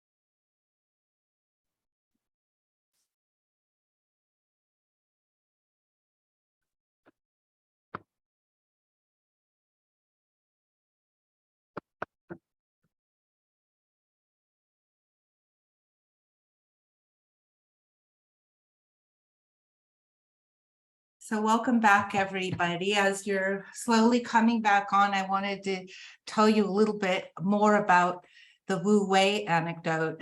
That was sent to me by Dean Ma, who was Dean of the School of Architecture at USC, that's the University of Southern California.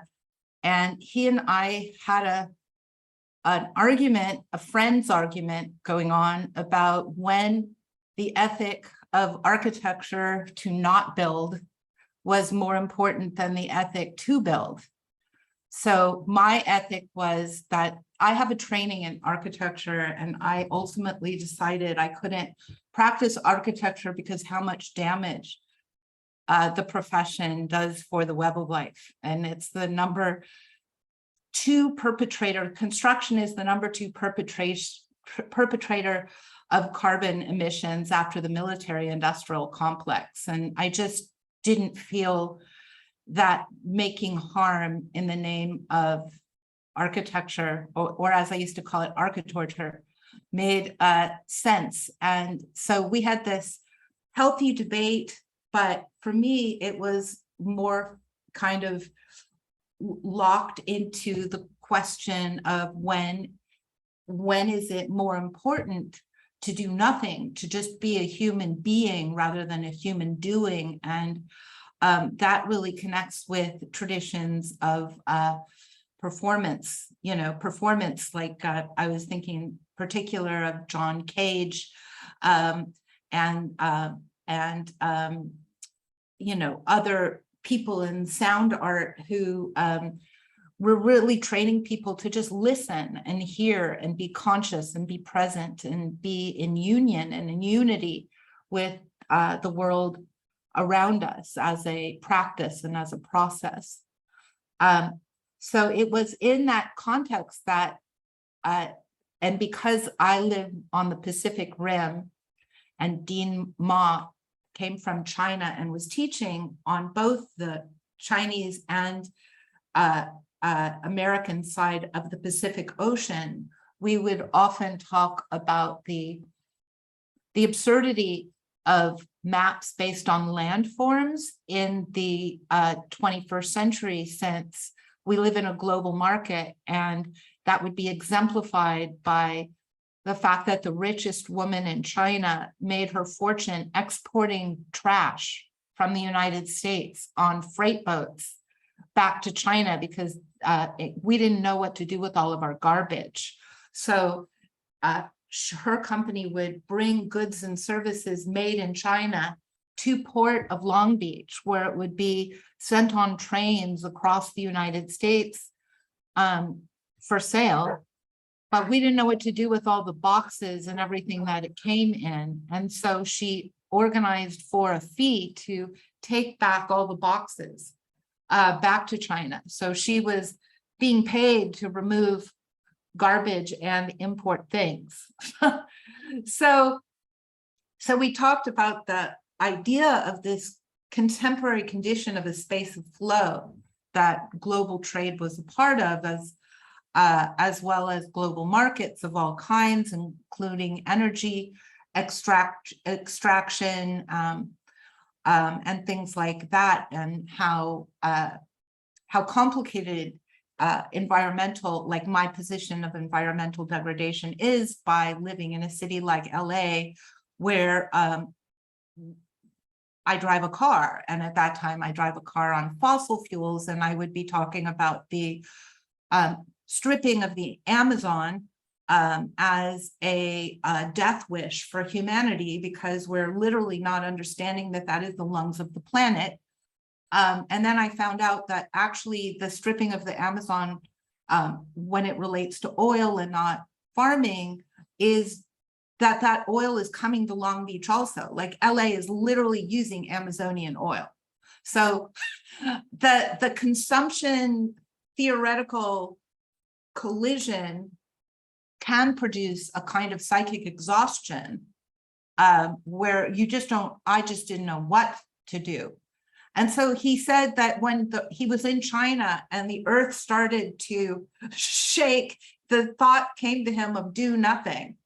And he realized all he was doing was standing there as the whole world moved around him. And he was reduced to just trying to be present with his feet on the ground as that tremor was taking over. And he saw that as a metaphor for this entire cultural moment, that we're in this precarious moment where just being still and doing the right next actionable step is a concept. And so he sent it to me with the 2 Chinese characters that I couldn't read, Wu Wei, and it was only till he got back that I said, what is this? And he said, well, you had asked me what it means at root for me to come from a Chinese heritage. And he says that fundamentally his culture, it has a deep embeddedment in the fact that at the center of it is this idea that to be uplifted is to do nothing and to be attentive to the world around you. Whereas his experience in America is that everybody is trying all the time to do. And so the question is, how can we be a human being rather than, there it is, there's Wu Wei. That was his note to me, with all his notes on what it meant. Written during a great big tremor. So in that regard, I wanted firstly to say that I think we should do some of the reading that we chose for this week to receive a little bit. We've given out a lot together, and the readings are a really nice way to step into the mindset that Michél has curated for us today. And to come back to Michél, I will introduce Millie. Remembering that what I wanted to do with post-human infrastructure is talk with you about our personal practice at Metabolic from the first person, which is, in our sense, a group of us that are taking now 7 years to slowly love on 2 very damaged parcels of property that would have been the pre-colonized floodplain of the Los Angeles River. But in the state that we found them, we're in a state of inertia from compounded soil on 2 industrial yards, one Standard Oil and the other a tow yard. So we've put together this syllabus based on our practice, and then each of us who you've met has chosen a reading that in some way extends from what we do as non-experts, as artists trying to kind of like figure it out collectively, to source some reading that deals with decomposition in this case, which, and I'm just wondering, Millie, do you want to say anything more to that? Or Mish, do you want to say anything more about this reading before we screen share and do some reading together? And I also wanted to introduce our colleague, James. Want to wave? James is also part of our decomposition team at Farm Lab. He's our resident fun guy. He's a mycologist. And he is working with us on the kingdom of fungus, the mycelial kingdom, and will be our guest next week. But I wanted him to come and learn a little bit about the class. And he has works obviously very closely with Mish and Millie and Alex and Lee and Doug and I, who you've heard from already. Did you want to add anything, Michél, about the readings or Millie? Mish, I think I'm going to pass it on to you because I know you wanted to say a little bit more about tonight's reading and your practice. Well, tonight I wanted to focus not on how to make compost, because this is not really my purpose, it's not the purpose of the class, but understanding what processes are at work within the compost, what it does, what it means. I don't know if a compost can mean something, but hopefully you will get a little bit more of that sense tonight. So in the reading, we will not really focus on how to make compost, but really go in different avenues. We'll talk about mythology and what it means to decompose and recompose. So that's really the focus that I want to give tonight. And again, just to help us take this in collectively, Mary Rose is going to screen share, and let's just each of us read when you feel like it. And when you don't, stop and someone else just pick up the thread. It's about a 20-minute reading, so we'll have a bit of time to discuss at the end.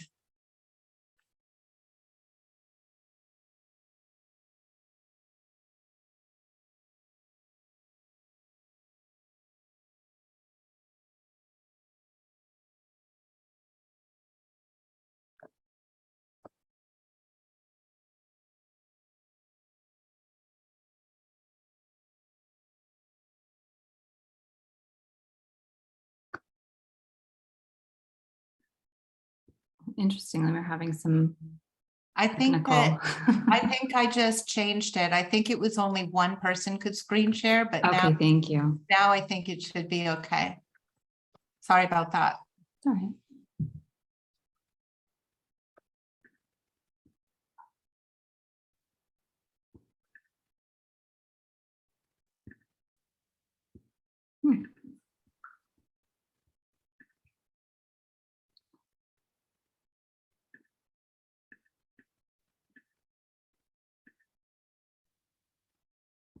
Yeah, I apologize. It's still giving me an issue. Let me try to do it. Thank you, Lauren, Melly. Sure, Lauren, will you give me access to? It says multiple people can screen share, so it should be okay for you.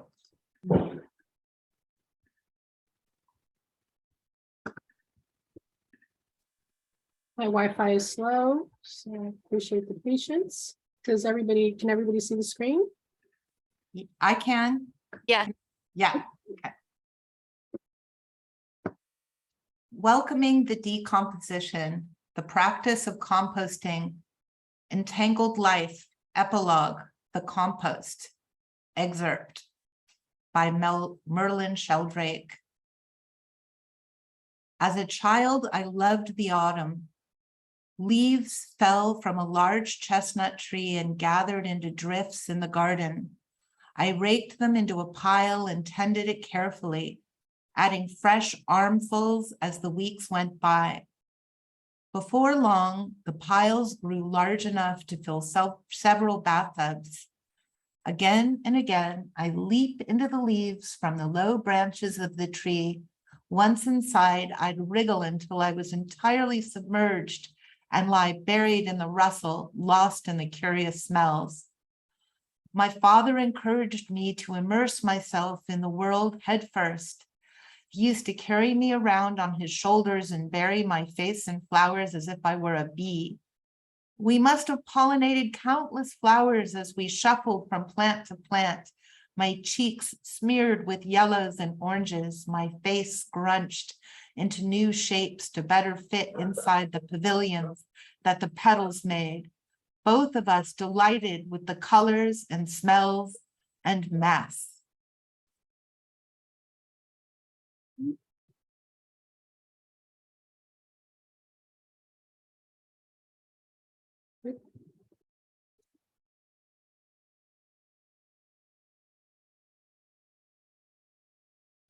My leaf piles were both places to hide and worlds to explore.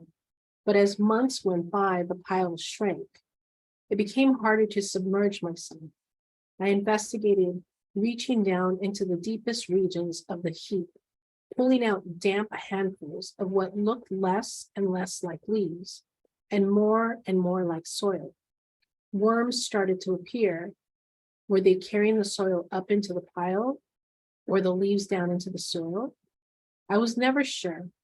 My sense was that the pile of leaves was sinking, but if it was sinking, what was it sinking into?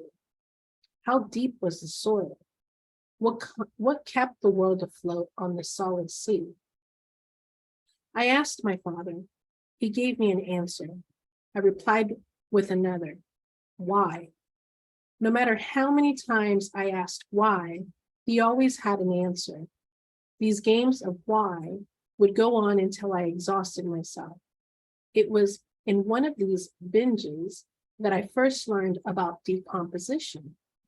I struggled to imagine the invincible creatures that ate all the leaves and how such small beings could have such enormous appetites.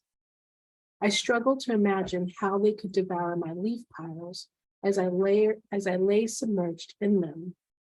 Why couldn't I see it happening? If their hunger was so fierce, surely I would be able to catch them in the act if I buried myself in the heap of leaves and laid there quietly enough. They always eluded me. My father proposed an experiment. We cut the top off a clear plastic bottle. Into the bottle, we placed alternating layers of soil, sand, dead leaves, and finally a handful of earthworms. Over the next days, I watched the worms wind their way between the layers. They mixed and stirred. Nothing stayed still. Sand crept into soil and leaves crept into sand. The hard edges of the layers dissolved into each other. The worms might be visible. My father explained, but there are many more creatures that behave like this that you can't see. Tiny worms and creatures smaller than tiny worms, and creatures still smaller that don't look like worms, but are able to mix and stir and dissolve one thing into another, just like these worms can. Composers make pieces of music. These were decomposers who unmake pieces of life. Nothing can happen without them. This was such a useful idea. It was as if I'd been shown how to reverse, how to think backward. Now there were arrows that pointed in both directions at once. Composers make, decomposers unmake. And unless decomposers unmake, there isn't anything that composers can live with. It was a thought that changed the way I understood the world.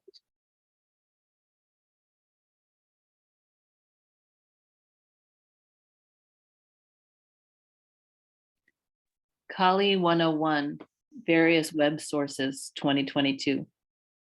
Goddess Kali remains one of the most popular Hindu goddesses, yet one of the most mysterious deities of Hinduism. As an embodiment of time, change, and destruction, Kali devours all things. She's irresistibly attractive to mortals and gods, but can also represent, particularly in later traditions, the benevolence of a mother goddess. Often described as the devouring mother, Kali is also the goddess of rebirth. Kali's name derives from the Sanskrit meaning she who is black or she who is death. Kali is most often represented in art as a fearful fighting figure, a 4 to 6 or more armed woman. And in each of the arms is traditionally held a different weapon, one being a knife dripping with blood. She's seen wearing a tiara or crown with either a necklace or belt made of skulls or heads, a skirt of arms, a lolling tongue. Often associated with sexuality and violence, Kali embodies Shakti, feminine energy, creativity, and fertility, and is an incarnation of Parvati, wife of the great Hindu god Shiva. She is the energy current inside of you that is wild, empowered, and all-loving. This energy is deeply involved in the life, death, life cycle that keeps us growing and transforming.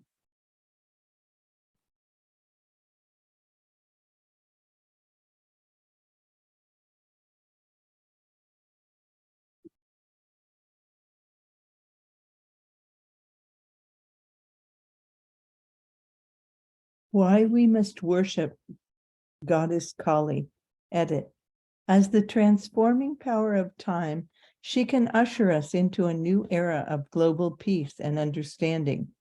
Dr. David Frawley, American Institute of Vedic Studies, 2019. Ma Kali is the most misunderstood of all Hindu goddesses. Though she is often regarded as the most powerful, Kali's dark and fierce form is certainly intimidating and hard to fathom, unless one is willing to look with discernment behind the veil of sensational images about her. Ma Kali was first introduced to the modern world by Ramakrishna Paramahansa as the Supreme Mother of the Universe. Through Ramakrishna, an avatar for many, the inspiration of Ma Kali awoke India to its ancient spiritual heritage. This was at a time in which the world was dominated by colonial powers, and the idea of a universal mother was not accepted, much less a world mother who was dark in color and fierce in demeanor from a backward country like India.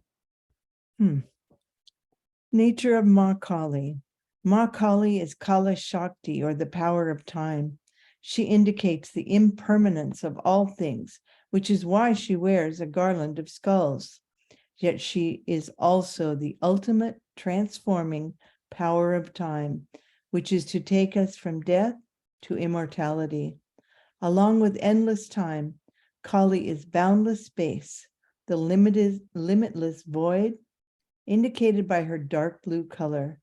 Her magical dance of transformation is all existence.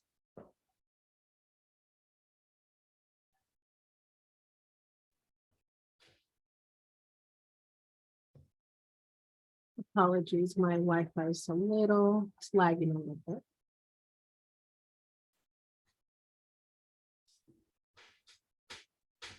There we go. Kali holds the Vidyut Shakti, the lightning or electrical force of consciousness, that is supreme power. All the goddesses and the entire universe manifests from her indomitable force. Kali's seed mantra is Cream, which is the Kriya Shakti or power of transformation behind the vast movement of life. Kali is not the goddess of death and destruction, as some see her, but on the contrary, represents the complete victory of the divine over all death and destruction. Her warrior goddess form removes all the illusions of the mind and reveals the undying presence of our innermost self that is one with all. Kali reminds one of Tagore's verses, "Let me carry death in life, that I may know life in death." Yet, Ma Kali has a crucial social relevance today. Kali, as the transforming power of time, can usher us into a new era of global peace and understanding. If we can accept her demand for real change of consciousness. Kali asks us to live for eternity, not merely for fleeting enjoyments or outer marital gains. Those seeking to bring the divine light into the world should worship Ma Kali.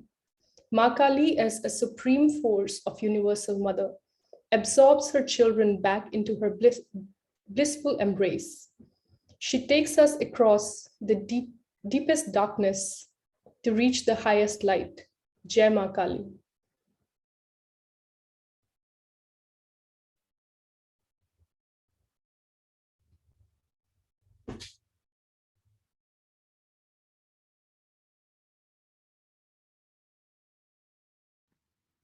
Earth Repair, Excerpts, a Grassroots Guide to Healing Toxic and Damaged Landscapes by Leela Darwish, New Society Publishers, 2013. Chapter 4, Microbial Remediation. Edit. I really want to feel that the soil bacteria and the fungi are our allies. They want to help us. They are waiting for us to get it together. They are not going to save the world unless we do. But if we do, they are eager and willing to help us. They are enormous allies for us. And at the same time, they are the simplest, humblest organisms on the planet. Humble comes from the root word humus, which means close to the earth. In a very real sense, they are our ancestors. They are the first life forms, the original life that figured out the basic processes for sustaining life on the planet: photosynthesis, respiration, fermentation, how to use oxygen to burn food and make energy. Starhawk.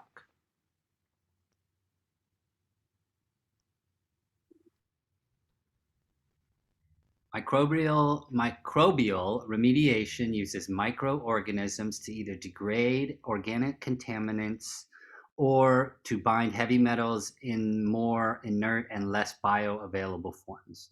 Microorganisms break down contaminants by using them as a food source or metabolizing them with a food source.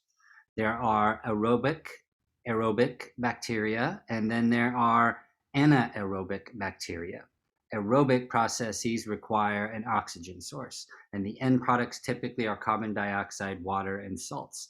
Anaerobic processes are conducted in the absence of oxygen, and the end products can include methane, hydrogen gas, sulfides, elemental sulfur, and denitrogen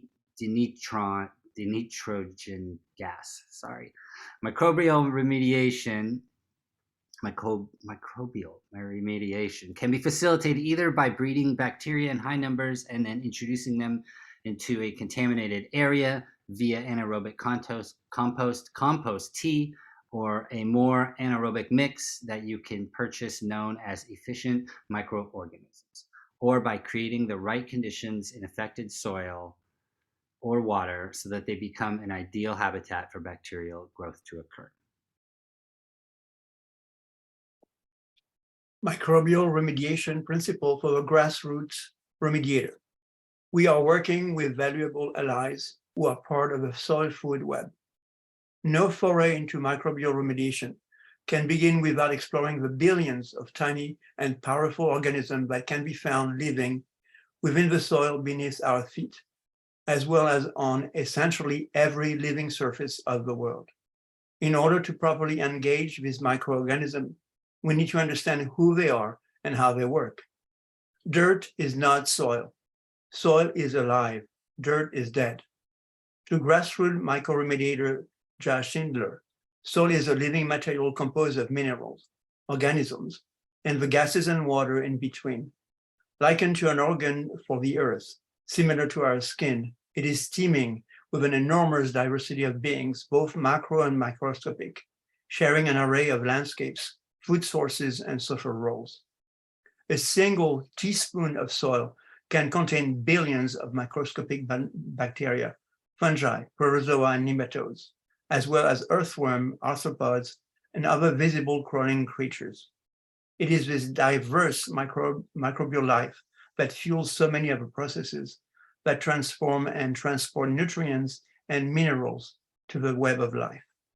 It is these organisms who can bind, immobilize, and transform a whole range of contaminants into less harmful substances. Microbial remediation is the basis for regenerating a damaged site. According to Marika Smith of the Victoria Compost Education Center, if you are doing any restoration project, healthy soil is the foundation. If you are doing any kind of replantings, it won't work if the soil complexity and soil chemistry aren't there. You really need healthy soil with a humus layer. It can take a few years to build the soil. Bacteria and fungi feed plants, and plants feed bacteria. When the plant needs a certain mineral, it offers sugars to a microorganism that can provide that mineral. In exchange for the sugar food created by plants, as well as the habitat created by their root systems, microorganisms transport and transform into more available forms different nutrients and minerals, as well as increase disease resistance in plants. In the process of feeding on plants' material and each other, these microorganisms also produce hormones and enzymes that plants need and consume or break down pollutants in the soil. In conventional remediation, bacteria are often fed a chemical-based fertilizer instead of a plant-based food. However, in grassroots microbial remediation, we need to work with plants to provide more sustainable, local, and balanced food source for microorganisms. Also, plants can struggle growing in really damaged and contaminated soil with very minimal microbial life. Engaging in microbial mediation by using highly biologically active compost and compost tea will help plants to grow and enhance their ability to survive in adverse conditions by reconnecting the powerful and enduring relationship between soil microorganisms and plants.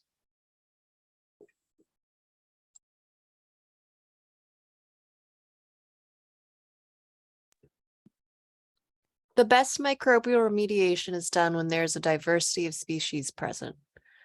When inoculating your site with beneficial bacteria, you want to provide a diverse array of these organisms.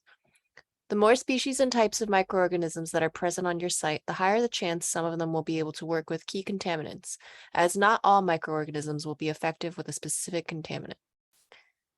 Often the microorganisms best suited to the job remediating your site are those found on your site already or in your region. If you can find out who these microorganisms are and feed them a variety of foods that they like to eat, then you can work to boost their populations and help spur their natural processes of breaking down or binding contaminants. Getting started with your grassroots microbial remediation project. The following tools and methods are relatively easy and effective at introducing beneficial microorganisms to assist with site cleanup, recharge your soil ecology on damaged sites, and help kick off healing the land. What are the low-tech and high-impact ways that grassroots remediators can harness the power of these small but mighty microorganisms for earth repair? Through compost, compost tea, vermicomposting, and applying humic acid, to name a few. Method number 1, compost, compost, compost. For the grassroots remediator, compost is one of the most direct, easy, and accessible ways to inoculate a site with beneficial microorganisms, contaminant-binding humic acid, organic matter, and fertility. If made correctly, your compost would be full of a diversity of microorganisms that can break down, transform, or bind heavy metals and organic contaminants. Expensive to buy in large quantities, but free and easy to make, compost is the natural process and practice that decomposes and transforms organic waste sources that we find in excess all around us. By mixing materials high in nitrogen, also known as greens, with materials high in carbon, known as browns, we can create the ideal conditions for microorganisms to grow and flourish. Through their metabolic processes and time, materials can be broken down into a life-regenerating organic mixture, humus, that is rich in nutrients, minerals, and microbial life. The humus and humic acid produced via the composting process can either stabilize or assist in the degradation of contaminants. Humic substances have electrically charged sites on their surfaces that can attract and make certain contaminants inert. A quick word of praise for wood chips. If you're trying to make a compost pile that is about microorganisms, wood chips are great as they have lots of surface area, create airspace, and allow your compost pile to hold on to its volume instead of shrinking down. Remember when sourcing your materials, do your best to ensure that they are organic and have not been treated with chemicals. In a case of plant waste, vegetables, hay, grass, straw, antibiotics, or hormones in the case of manures.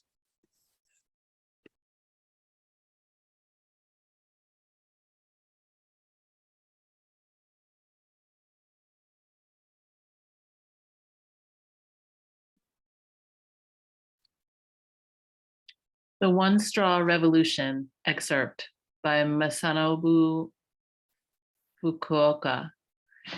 No need to prepare compost. There's no need to prepare compost. I will not say that you do not need compost, only that there is need to work hard making it. If straw is left lying on the surface of the field in the spring or fall and is covered with a thin layer of chicken manure or duck droppings, in 6 months, it will be completely decompose.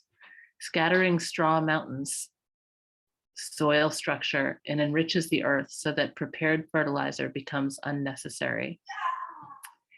To make compost by the usual method, the farmer works like crazy in the hot sun, chopping up the straw, adding water and lime, turning the pile, and hauling it out to the field. He puts himself through all this grief because he thinks it is a better way. I would rather see people just scattering straw or hulls or wood chips over their fields. Traveling along the Tokaido line in Western Japan, I've noticed the straw is being cut more coarsely than when I first started talking about spreading it uncut.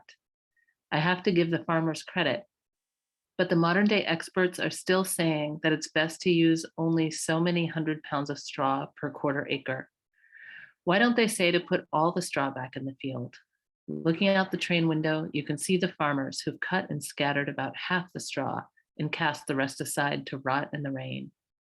If all the farmers in Japan got together and started to put all the straw back on their field, the result would be an enormous amount of compost returned to the earth.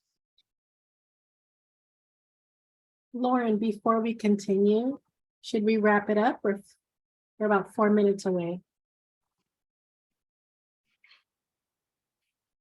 I think let's wrap it up. So if you guys would like to continue reading, please join us next Tuesday through Learning and Mending. Lauren or myself can post that link onto the chat. And yeah, but you guys, I believe you guys can get a copy of the entire reading through this. It's on the Discord as well. Take it away, Lauren. Thank you. Thank you, Millie. Thank you, Mish, for those that wonderful compilation. And there's much more. But I wanted to spend the last 3 minutes talking a little bit about the Discord. Has anybody not been on it yet? So it's still a work in progress. I'm interested in you know, how we as a cohort can use the Discord to continue our conversation about our work practices that we've shared here. So I started the ball rolling with a few themes that I put. If you go to the Discord under post-human infrastructure and tap on a forum called themes, you'll see some of the themes that are there, and some of you have interacted with it. My goal with that is discursive, not like you don't have to be smart about it, but just to start conversations with each other in order to help us get to what I hope to do next week, which is using the reading I'm seeing emerging on the Discord, put us into 3 different chat rooms to start to process this class and move towards next actionable steps in your practices for the following weeks. So currently the groups I'm sort of seeing emerge are cyborg and magic as one group, cyborgian worlds and magic. Sand, shell, muck, generative, and goddess. I know they don't seem to have much in common, but I'm seeing some connections. Mud, shell, muck, generative, and goddess. And the third one is provocations. So I'm kind of like an AI machine on there. I'm reading what you're saying. So say whatever you want, and I'll be kind of composing us into, we'll start out next week with breakout rooms based on all of what you've shared about your work. There's also a place on the Discord for our class for you to add your portfolios, right? So if you want to, in addition, add your portfolios so you can all see it. This is not public to anybody outside of our class. So it's not like a social media platform that anyone else will see, but trying to encourage us to use this rare opportunity of being in discussion with each other in a way that challenges normal notion of place. Because I feel this experience is an intimate one of sharing our work and talking about it, but the Discord can allow you also to meet up on there. Like you can ping each other and say, hey, let's meet on the Discord and talk about provocations or ping me themes that you think came up that aren't there. Like I wrote down today, bewilderment. Bewilderment was one that I thought belonged to that perhaps. Does anybody have any questions or comments about that so far? Does that make sense where how I'm trying to explore discord? You don't have to do it. It's just a way of, I think, potentially not feeling the ticking clock of a class all the time and being able to go deeper collectively into figuring out how to make art in this way that develops a culture based on care rather than commodification of your creativity.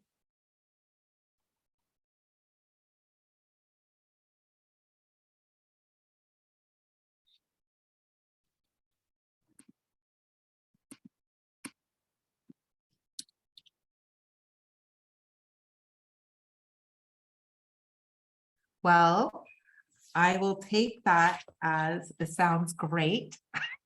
And I'll offer up the Zoom void.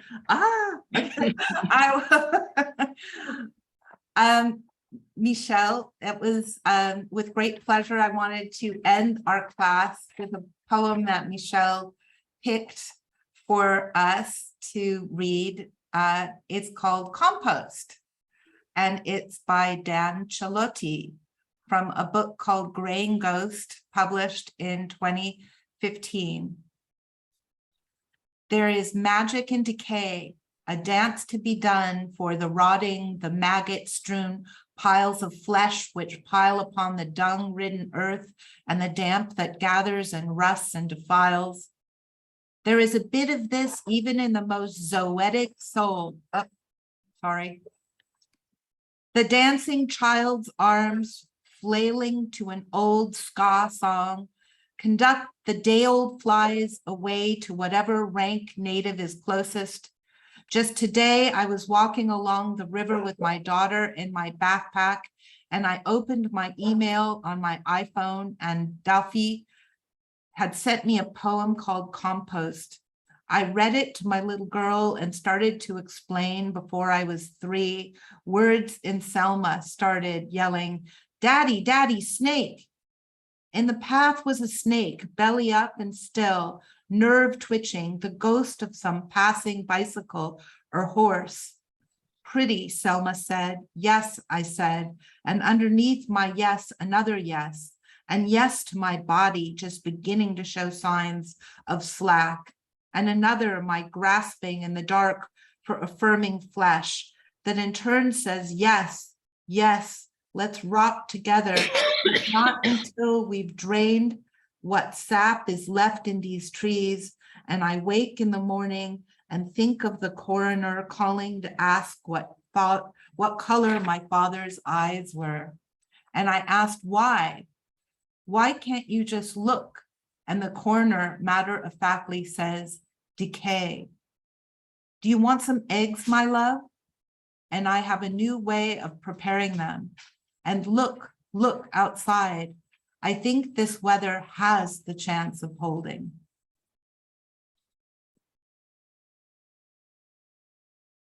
Thank you, Mish, for that share. Have a wonderful week, everybody. And Manjot, did you get my text about maybe meeting earlier tomorrow for our, I think I sent you on the.